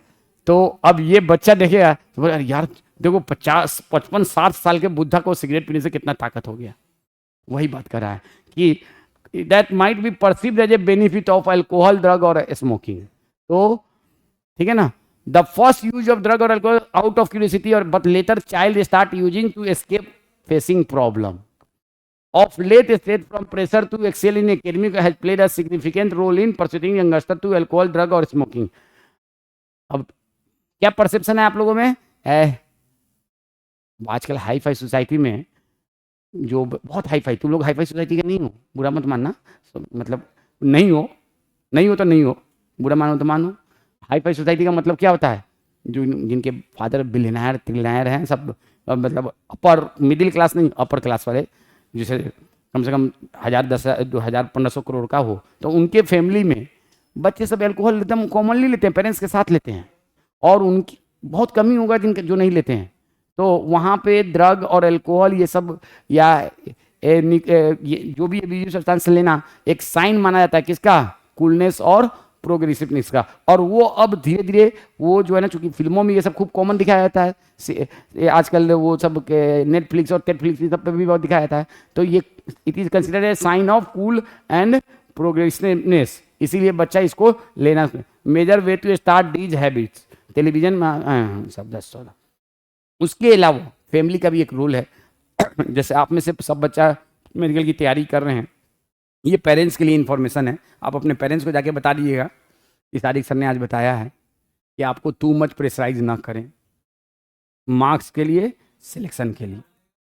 मेरा कोट कर दीजिएगा, चाहिए तो ये लेक्चर दिखा दीजिएगा। नहीं, आप ये वीडियो रिकॉर्डेड है, इसको आप जाके अपने पेरेंट्स को सुना भी सकते हैं, इसमें कोई गलत नहीं है। ये पेरेंट्स के लिए बहुत जरूरी चीज़ है कि आप अपने बच्चे को देखिए कि आपका बच्चा सही ट्रैक पे है कि नहीं। सिलेक्शन, रिजेक्शन, या आप जो चाहते हैं या बच्चा जो चाहता है वही रिजल्ट है, it is not possible. It's depends upon your his और हर लक ऑल्सो। अब क्या होता है ना, बच्चा बहुत, आप लगातार उनको टेंशन देंगे, लगातार उनको आप कहें कि तुम्हारा सिलेक्शन नहीं आ रहा, तुम्हारा नंबर नहीं आ रहा। हर इंसान की इंडिविजुअल कैपेबिलिटी है ना, वो किसी फील्ड में हो सकता है एक्सेल कर ले। तो उस चीज को काउंटर करने के लिए बच्चा क्या करता है? स्मोकिंग करने लगता है, ड्रग लेने लगता है, अल्कोहल लेने लगता है। तो अनसपोर्टिव फैमिली बहुत एक कॉमन रोल प्ले करता है यूथ स्टेज में, ड्रग, अल्कोहल या स्मोकिंग के लिए। अब इसके बाद जो एक टॉपिक है, addiction and dependence. What is addiction? तो हमने पहले ही बताया था, addiction is a psychological attachment. Addiction is a psychological attachment for certain thing like euphoria and feeling of wellbeing, temporarily और परमानेंटली। ये कहलाता है एडिक्शन। और एडिक्शन में ब्रेन कहता है लो लो, क्या लो? Smoking, alcohol, drug. आपकी चाहत बढ़ जाती है किसके लिए? आपकी मोहब्बत के लिए। और मोहब्बत क्या है? ड्रग। कौन सा? एब्यूजिव ड्रग, अल्कोहल या सिगरेट। और आपका दिल करता है कि हम लें, आपका दिमाग कहता है कि लो लो, तुमको यूफोरिया होगा, फीलिंग ऑफ वेलबींग होगा। और यही एडिक्शन है। अब क्या होता है, आप ले रहे हैं।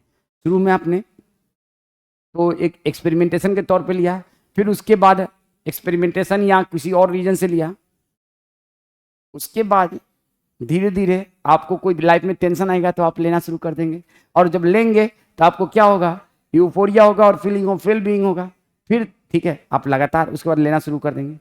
अब क्या होगा ना, जैसे मान लो मैं क्लास लेने आ रहा हूँ, अब अपनी बात बता रहा हूँ, और शुरू में तो मैं ऐसे ही क्लास लेने से पहले मन किया तो सिगरेट बना के पी लिया, बात कर रहा हूँ। फिर लगातार यही काम अगले 2 साल तक रोज कर रहा हूँ कि हर क्लास से पहले एक सिगरेट पी रहा हूँ, एक बात कर रहा हूँ समझाने के लिए। फिर उसके बाद ऐसा होगा ना कि अगर मैं सिगरेट पी के नहीं आऊँगा तो मैं क्लास नहीं ले पाऊंगा, तो मेरा बॉडी क्या हो गया, डिपेंडेंट हो गया। Addiction led to dependent. क्यों? क्योंकि बिना सिगरेट पी आऊंगा ना तो मेरा ब्रेन रिलैक्स ही नहीं हो पाएगा, क्योंकि ब्रेन में धीरे धीरे ऐसा डेवलप चेंजेस आ गया है ब्रेन के सेल्स में कि वहां पर रिसेप्टर कहता है जब तक ना लोगे निकोटीन तब तक नहीं करने दूंगा तुम्हें कोई काम। तो now my body is dependent. तो addiction led to dependent, addiction led to dependent. कोई दिक्कत? अब देखो, अब पहले एक सिगरेट पी के आके तो फिर मैंने क्या किया था, चलो यार एक सिगरेट पी के बच्चों को कम से कम कोई नुकसान नहीं हो, पढ़ा दें। अब अगले 6 महीने तक हम एक एक सिगरेट पी के पढ़ा रहे हैं। अब उसके बाद एक सिगरेट पी के आप आ रहे हैं पढ़ाने तो नहीं पढ़ा पा रहे हैं। फिर मैं गया वो यहाँ से वापस, और दूसरा कहा कि अभी आ रहा हूँ 5 मिनट में थोड़ा सा सुसु करके, बोले सुसु करने नहीं गया, जाके सिगरेट पी लिया, और जब दूसरी बार सिगरेट पी के आया तो अब मैं पढ़ा पा रहा हूँ। ऐसा क्यों? तो क्या होता है ना, ये दिल मांगे मोर, दिल नहीं मांगे, ब्रेन का रिसेप्टर मांगे more, because of receptor insensitivity, because of. देखो होता क्या है, हमारे ब्रेन में जितने भी एब्यूजिव ड्रग्स हैं ये हमारा ब्रेन सेल है, ये हमारा ब्रेन सेल है, या और ब्रेन सेल। ठीक है, बहुत हैप्पी है, ठीक है, no problem.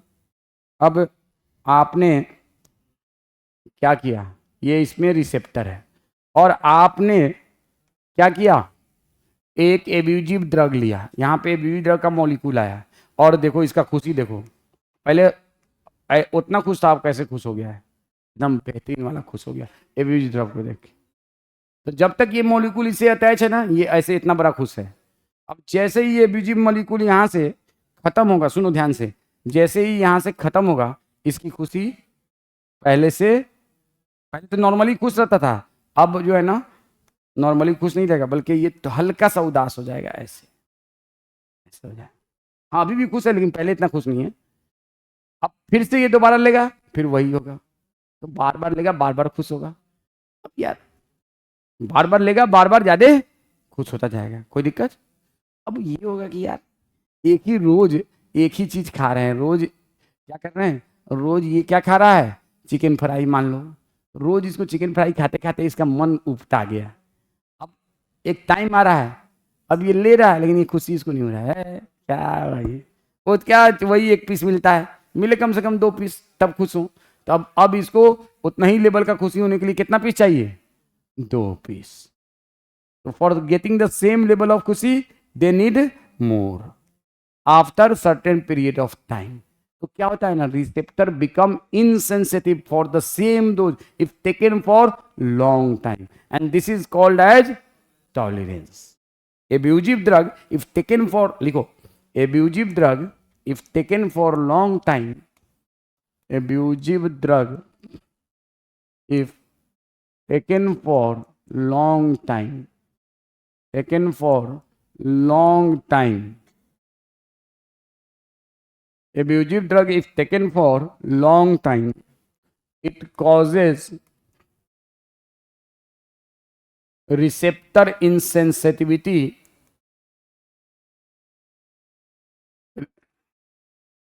for same dose, or same dose. It is known as drug tolerance. तो अब अगर आपको सेम लेवल का सेंसिटिविटी चाहिए, drug tolerance led to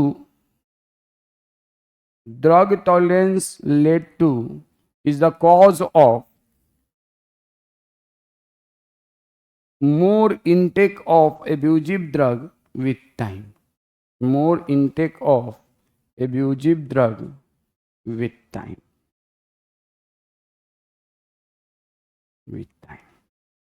more intake of abusive drug with time. So drug abuse, drug tolerance is the cause of more intake of abusive drug with time. Drug tolerance is the cause of more intake of with time. ये बात ध्यान रखना, drug abuse is the cause of more intake of drug with time. Time के साथ ये drug abuse क्या करता है, कॉज है more intake of drug with time. चलो अब इतना हो गया।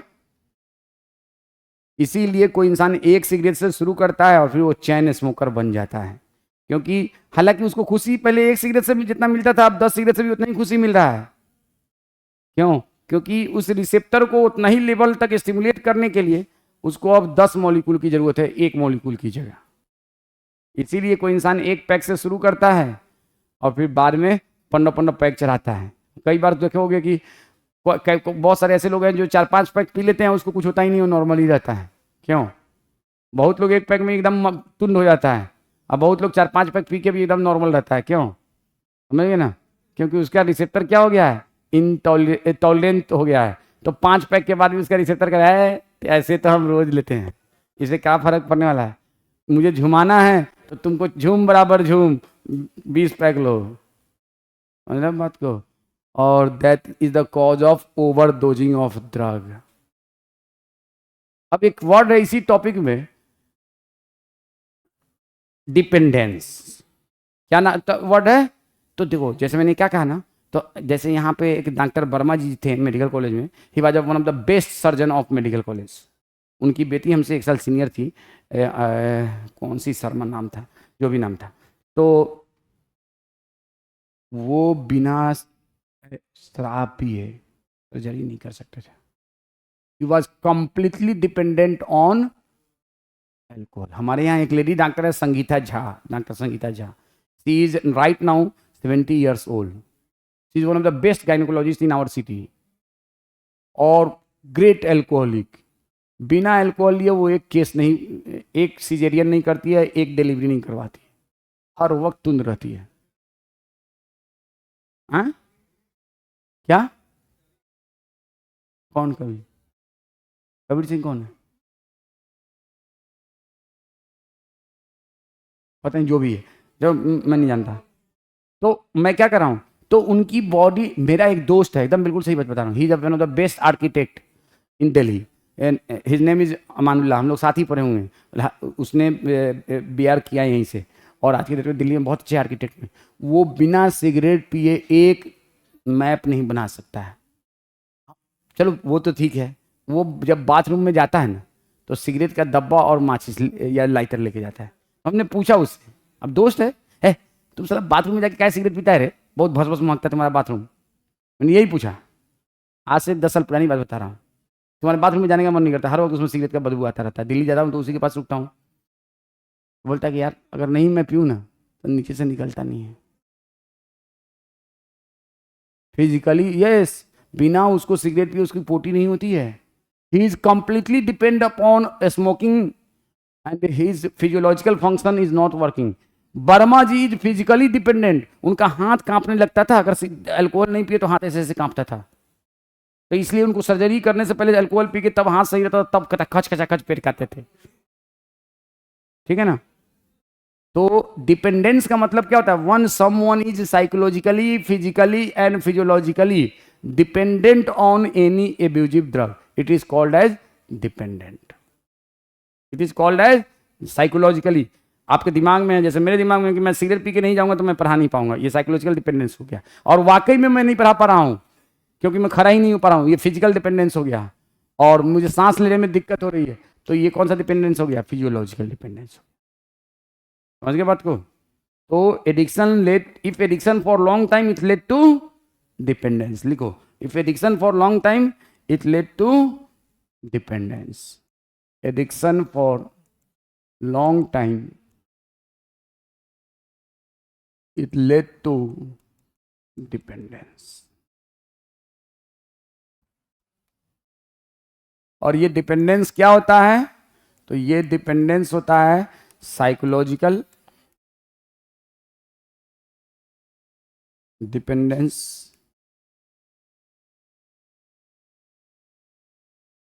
Physical dependence. मेरे एक अंकल हैं, वो पूरी तरह से अल्कोहलिक हैं, पिछले 25 साल से पी रहे होंगे, एकदम तुंद रहते हैं हर वक्त। हाँ नहीं, सच बता रहा हूँ, मजाक की बात नहीं कर रहा हूँ, मैं उनकी कहानी बता रहा हूँ। तो उनके बच्चे जब बड़े हो गए तो बच्चे उनके, जाहिर बात है बच्चों को जैसे माँ बाप को अपने बच्चों से प्यार होता है, बच्चों को भी अपने माँ बाप से प्यार होता है, चाहे वो जैसे भी हों। तो बच्चों ने उनके सोचा कि यार इनके दारू को छुड़ाते हैं, तो उन्होंने क्या किया, एक बढ़िया सा रूम, अटैच बाथरूम, उसमें उनको बंद कर दिया। सही बात बता रहा हूँ, क्या कर दिया, बंद कर दिया। खाना पीना टेलीविज़न सब चीज़ उसी में अरेंज कर दिया। टाइम पे उनको खाना मिलता है, जो भी उनको चाय की ज़रूरत है चाय मिलता है टाइम पे, हर चीज़ एवरीथिंग। बट बाहर से लॉक कर दिया कि अब्बा हमारे अब दारू ना पिए। वो उनके अच्छा ही गिर गया। अब अब्बा जो है ना, अब्बा को तो हर 4 घंटा पे चाहिए 2 pouch.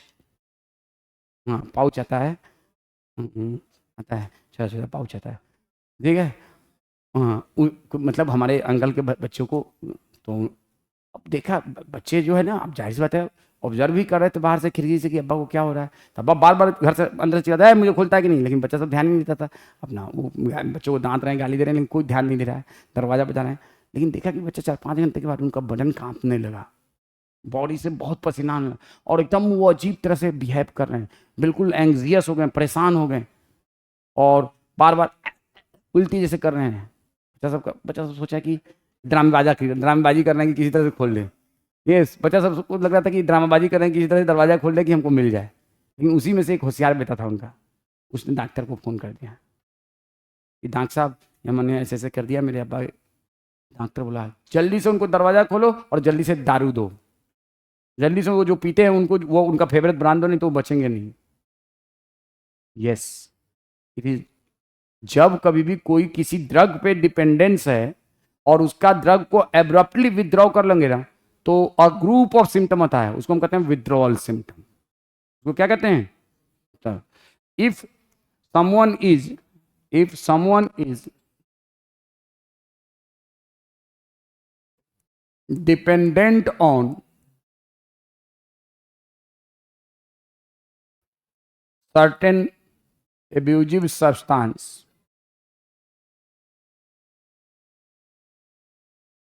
if someone is dependent on certain abusive someone is dependent on certain abusive substance, and that substance, if immediately withdrawn, abruptly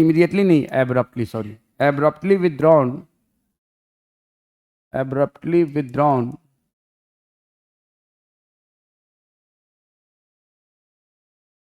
it causes group of symptoms known as withdrawal symptom.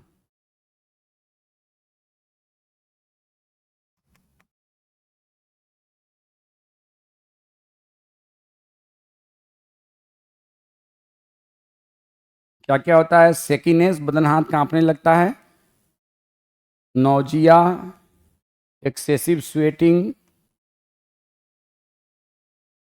और anxiety. और अगर आपने उनका जो जिस पे वो dependent है, वो अगर if abusive drug not resumed immediately, abusive drug not resumed immediately, it may be life threatening, हो सकता है उनकी जान चली जाए, it may be life threatening. इसीलिए आप अपने से किसी भी घर में कोई जो किसी चीज़ पे क्या होना डिपेंडेंट हो, तो आप अपने से उसका ट्रीटमेंट नहीं करें, उसके लिए साइकेट्रिस्ट के पास जाना पड़ेगा। इट में भी लाइफ थ्रेटनिंग, डेथ हो सकता है इस केस में। तो बताओ वैसे डॉक्टर का दारूबाज क्या हो जाएगा, भक्त। यार कराओ, पियो और जियो, पियो और जियो। नहीं बताओ, तुम मान लो साइकेट्रिस्ट हो और तुम साइकेट्रिस्ट हो और कोई पेशेंट आया कि ये मेरे पापा हैं बहुत दारू पीते हैं, हम लोग इनको बंद कर देते हैं, तो भी ये ज़बरदस्ती दरवाज़ा तोड़ के खोल के पी लेते हैं। तुम पियो तो तुम क्या कहोगे, पीने दो और जीने दो। हाँ तो उसके बाद पेशेंट इसी के बाद से नेक्स्ट डे से बिना बच्चा के खुद आएगा साइकेट्रिस्ट के पास, ये डॉक्टर साहब तो कहते हैं पीने के लिए, लेकिन उसके पीछे भी साइकोलॉजी होती है। ये साइकेट्रिस्ट तो कभी रोकता ही नहीं है, पहले जाओगे तो वो तो दूसरी चीज़ करता है। चलो दैट्स ऑल। तो ये बात आपको याद रखना है। एक वर्ड है इसमें, विशियस सर्किल। क्या वर्ड है? Vicious circle. क्या होता है विशियस सर्किल? है जैसे कि तुम रहते हो स्मगलर के साथ। किसके साथ? स्मगलर के साथ। अब तुमको इसी दौरान तुम्हारी एक गर्लफ्रेंड बन गई। मूवीज में देखा होगा, कौन सी मूवी में, जन्नत में भी, तो वो बोलती है कि अच्छा इंसान बन जाओ। अब वो अच्छा इंसान बनना चाहता है, लेकिन आप स्मगलर के ग्रुप में, वो आपको अपने ग्रुप से निकलने नहीं देता है, क्योंकि वो आपके अगेंस्ट इतने सारे ये रखा है ना, एविडेंसेस रखा है कि आप निकलोगे तो आपको या तो मरवा देगा या पुलिस के हवाले करवा देगा। तो वो फंस गया बेचारा किसमें? Vicious circle. A circle from which one is unable to come out is described as vicious circle. A circle from which one is unable to come out described as vicious circle. A circle from which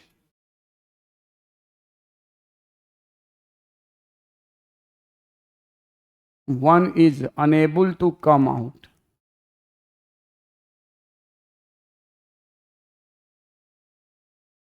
known as vicious circle. अब देखो, जो drug abuse करता है, तो देखो हम लोगों की दोस्ती किस पर होती है?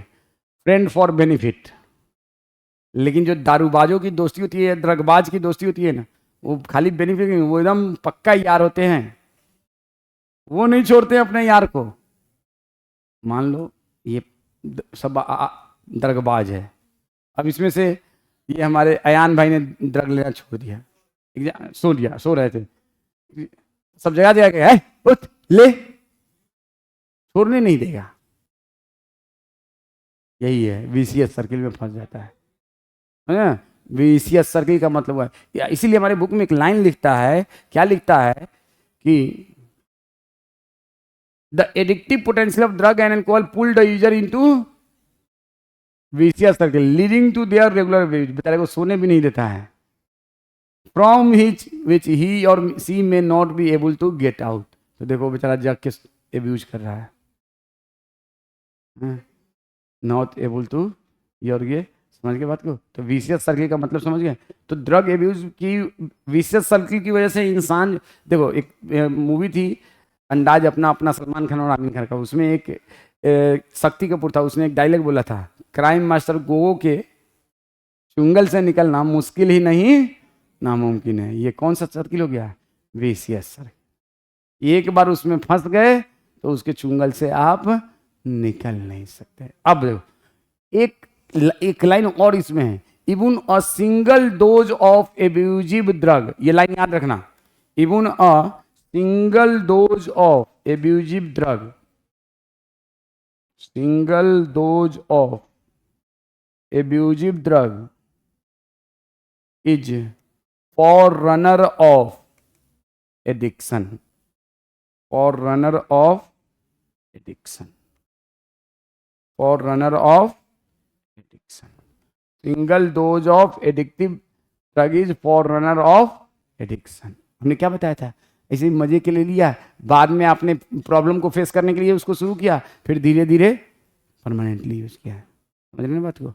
आपने पहले तो एक्सपेरिमेंटेशन के तौर पे क्यों गई, अपने दोस्तों के साथ सुत्ते मार ली एक्सपेरिमेंटेशन के तौर पे। अब नीट का एग्जाम आ रहा है, जैसे जैसे मई आएगा, रोज रोज टेंशन को खत्म करने के लिए क्या करोगी? रोज रोज सुत्ते लोगी, फिर धीरे धीरे वो एडिक्शन में डेवलप हो जाएगा। और द पॉइंट यही था, सिंगल डोज ऑफ, यही बात पूरा है। आप देखिए आपके बुक में ये सारी बात है। और देखो मैं हमेशा ये कहता हूं कि आप ये मत सोचो कि ये टॉपिक कोर बायोलॉजी है तो इसी में से क्वेश्चन आएगा, कहीं से भी आ सकता है आपके। तो ये सब टॉपिक से भी क्वेश्चन आ सकते हैं और आते भी हैं। Because of perceived benefit, drugs are frequently used repeatedly. The most important which fail to realize the inherent addictive nature. Inherent addictive nature का मतलब ये नहीं कि अब बस है, मतलब आपने ले लिया ना तो आपके बॉडी में ये इस तरह का चेंजेस लाता है कि ऐसा लगता है कि जेनेटिक चेंज हो गया हो और लो बार बार मजा आ गया। Inherent addictive nature of alcohol and drug. Drug addiction is a psychological attachment to certain psychological, कहाँ लिखा गया रे?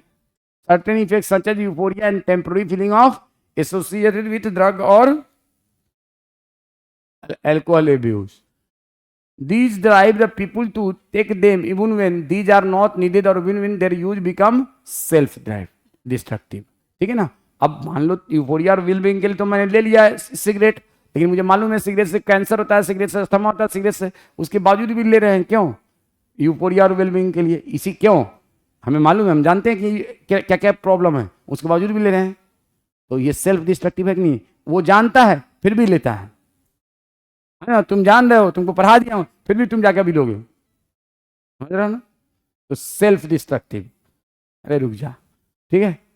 Become self with repeated use of drug the tolerance level of the receptor present in our body increases. क्यों? Tolerance level का मतलब हो गया कि अब पहले एक पैक पे ये खूब मजा दिलाता था, 5 पैक पे दिलाएगा. Consequently the receptor respond only to higher alcohol leading to greater intake of addiction and this is the cause of overdosing. आपके बुक में है. Why what is the cause of overdosing? ध्यान से सुन लो, नीट में आ सकता है. What is the cause of, कभी कभी सुना होगा कि इतना शराब पी लिया कि मर गया. हाँ, अब गए आप कहीं पे पार्टी में और शराब एकदम बिल्कुल फ्री है जितना, अब वो क्या करेगा? टॉलरेंस तो डेवलप हो ही चुका है, अब पिए जाएगा पिए जाएगा पिए जाएगा. और excessive intake of any addictive substance is called as overdosing. And overdosing की वजह से डेथ हो जाती है. क्यों डेथ होती है? Anyone give the answer? Can give the answer? Yes बताओ. आफ्ताब भाई की बेटी के बगल में लेफ्ट में खड़ी हो जाओ, खड़ी हो जाओ, खड़ी जाओ, खड़ी जाओ. नहीं नहीं ये क्यों ओवरडोजिंग से क्यों डेथ होती है? बताओ, आपके बुक में है. ओवरडोजिंग से डेथ क्यों होती है? आपने मतलब 1 पैक नॉर्मल डोज है, 2 पैक नॉर्मल डोज है, 3 पैक, लेकिन अगर 5 pack 7 pack is not a normal dose. अब अगर आपने 7 पैक चढ़ा लिया तो आपकी डेथ हो सकती है. वाई? आपके बुक में. हाँ बोलो. हाँ, खाली दिल ही दिल की बात नहीं, और भी हैं. रेस्पिरेटरी फेलियोर, हार्ट फेलियोर, बेजा, सेरिब्रल हेमोरेज. Overdosing causes. देखो क्या होता है ना, हमारे देखो मेडुला ऑब्लंगेटा में क्या होता है? Respiratory rhythm centre, heart beat centre, वो सब का बहुत ज़्यादा वो डिप्रेस हो जाता है, वो काम करना बंद कर देता है. तो क्या हो जाता है? Heart failure. क्या हो जाता है? रेस्पिरेटरी फेलियोर, सांस लेना बंद हो जाता है. और क्या होता है? ब्रेन के अंदर कैपिलरीज में ब्लड प्रेशर बहुत ज़्यादा बढ़ जाता है, तो brain haemorrhage. And these 3 are the chief cause of death due to overdosing of any abusive drug. समझ गए बात को? तो और ओवरडोजिंग क्यों? Because of tolerance. Tolerance led to, एक लाइन लिख लो, tolerance led to overdosing. Tolerance led to overdosing. Tolerance led to overdosing. ये याद होना चाहिए. It should be clearly borne in mind that use of drug even once can be, एक बार में भी, forerunner. Thus, the addictive potential of drug and alcohol pull the user into vicious circle from which he or she may not be able in absence of any guidance. अब मान लो जैसे कि ये हमारा बच्चा है, स्मोकिंग कर रहा है, तो मैं इसे कहूँगा कि बेटा तुम्हें स्मोकिंग अगर छोड़ना है तो तुम आना, अकेले में मिलना, मैं तुम्हें प्रॉपर गाइडेंस दूंगा, डॉक्टर के पास भी भेज दूंगा, तुम वहाँ जाओगे. एक मेरे जानने वाले थे, daily he is smoking around 50 to 60 cigarette per day, और उनके लिए बड़ा मुश्किल था छोड़ना. फिर मैंने उनको साइकेट्रिस्ट के पास भेजा, और right now he is not taking single cigarette, और 50 से 60 कम से कम डेली पीते थे. तो प्रॉपर गाइडेंस बहुत जरूरी है, काउंसलिंग बहुत जरूरी है. और वो कौन करेगा? साइकेट्रिस्ट या दोनों, साइकोलॉजिस्ट दोनों मिलके. Dependence is the tendency of the body to manifest a characteristic and regular dose of drug alcohol abruptly discontinued. This is characterized by anxiety, sickness, which may be relieved when use is resumed again. In some cases, withdrawal symptom can be severe and life-threatening, and the person need medical supervision. Dependence led the patient to ignore all. अब जाहिर सी बात है, मैं अगर किसी चीज़ पे dependent हो गया ना, तो फिर मैं ये नहीं परवाह करूँगा कि ये पैसा जो मेरे घर में, ये मेरे बच्चे के स्कूल का फीस है, या ये जेवर मेरे बीवी का है, या ये ज़मीन हमारे बच्चों को फ्यूचर में काम आएगा. वो हम हर चीज़ को बेच देंगे. वो क्या है? Addiction, dependence. ये इसीलिए ये आपका खाली अपना नुकसान नहीं कराता है, आपकी फैमिली सबका वही बात कर रहा है. अब आ जाओ, इसमें कौन बताएगा? अरे सर चलो एक मिनट, मैं छोड़ूंगा बस 2 मिनट. इसमें क्या क्या थे, कौन बताएगा? इसमें क्या क्या चीजें दिया हुआ है? कहोगे सर इफेक्ट ऑफ ड्रग और अल्कोहल, क्या किस तरह का इफेक्ट दिया है? कौन कौन सा इफेक्ट दिया है ये बताओ. इस टॉपिक में क्या क्या दिया है? इस जब सुन लो, मैं 1:45 में छोड़ दूंगा, 2 मिनट है। इफेक्ट ऑफ ड्रग और एल्कोहल बीच में दिया हुआ, इमीडिएट इफेक्ट ऑफ ड्रग और alcohol, chronic effect of drug and alcohol, biological effect of drug and alcohol, social effect of drug और एल्कोहल। ये 4 चीजें दी हुई। मैं पिया और पीते ही करने लगा, मैंने लिया और रेकलेस बिहेवियर, सब गए तेरी मारपीट शुरू, वेंडलिज्म, गुंडागर्दी, वायोलेंस, मुंह से खून गिरा दिया उसके, वायोलेंस, आरवीबी, ये इमीडिएट इफेक्ट है। लेट इफेक्ट क्रोनिक, अब लगातार आप पीते रहेंगे तो क्या होगा, हमारे घर में कुछ भी नहीं बचेगा, हो सकता है हमारी फैमिली का घर भी नहीं बचे, मैं सब कुछ भेज दूंगा। ये क्रोनिक इफेक्ट हुआ, ये सोशल इफेक्ट हुआ। उसके बाद इमीडिएट इफेक्ट में आपकी बॉडी में क्या होगा, तो आप जो है ड्राइविंग नहीं कर पाएंगे, आप अपना काम नहीं कर पाएंगे, ये सारी चीजें हैं। लेट इफेक्ट में क्या है, तो आपका नर्वस सिस्टम और आपका लीवर डैमेज हो जाएगा। और क्या हो सकता है, तो यूथ में आप सब में, जैसे ये बच्चा सो रहा था यार, स्लीप पैटर्न डिस्टर्ब हो जाएगा, तो उसको कहते हैं warning sign of drug and alcoholism. कोई बच्चा क्लास में सो रहा है, इट मीन्स ही और she may be taking drug और एल्कोहल, क्योंकि उनका स्लीप का साइकिल बिगड़ जाएगा। तो ये सारी बातें हैं, और इसी में है ओवरडोजिंग की वजह से क्या होता है, और 2 अगर एडिक्टिव सब्सटेंस एक साथ ले लेंगे तो कौन सा इफेक्ट देगा रे, who will tell me if 2 addictive substances taken simultaneously what type of effect will be seen, anyone who will give the answer? आपके बुक में है, if 2 टाइप ऑफ, जैसे कि मुझे कोकेन भी पसंद है, हेरोइन भी पसंद है, लेकिन कोकेन मैं सुबह में लेता हूं, हेरोइन को रात में लेता हूं। अब कभी मूड किया, मैंने दोनों कोकेन और हेरोइन दोनों को एक साथ ले लिया, हाँ, तो इसका क्या इफेक्ट होगा, आपके बुक में है ओवरडोजिंग इफेक्ट, आपके बुक में है if 2 abusive drugs taken simultaneously in normal dose it give the overdosing effect। तो ये सारी चीजें आपको मैं नेक्स्ट क्लास में प्रॉपरली, नेक्स्ट क्लास में ये चैप्टर नहीं कंप्लीट हुआ क्योंकि अभी तो एड्स और वो बाकी है ना सर, कैंसर, लेकिन ये ड्रग वाला टॉपिक खत्म कर देंगे, इसके बाद नेक्स्ट क्लास में खत्म कर देंगे, नेक्स्ट क्लास में ही खत्म हो जाएगा, और कोशिश करेंगे कि नेक्स्ट क्लास में HIV infection leading to AIDS मैं करा दूँ।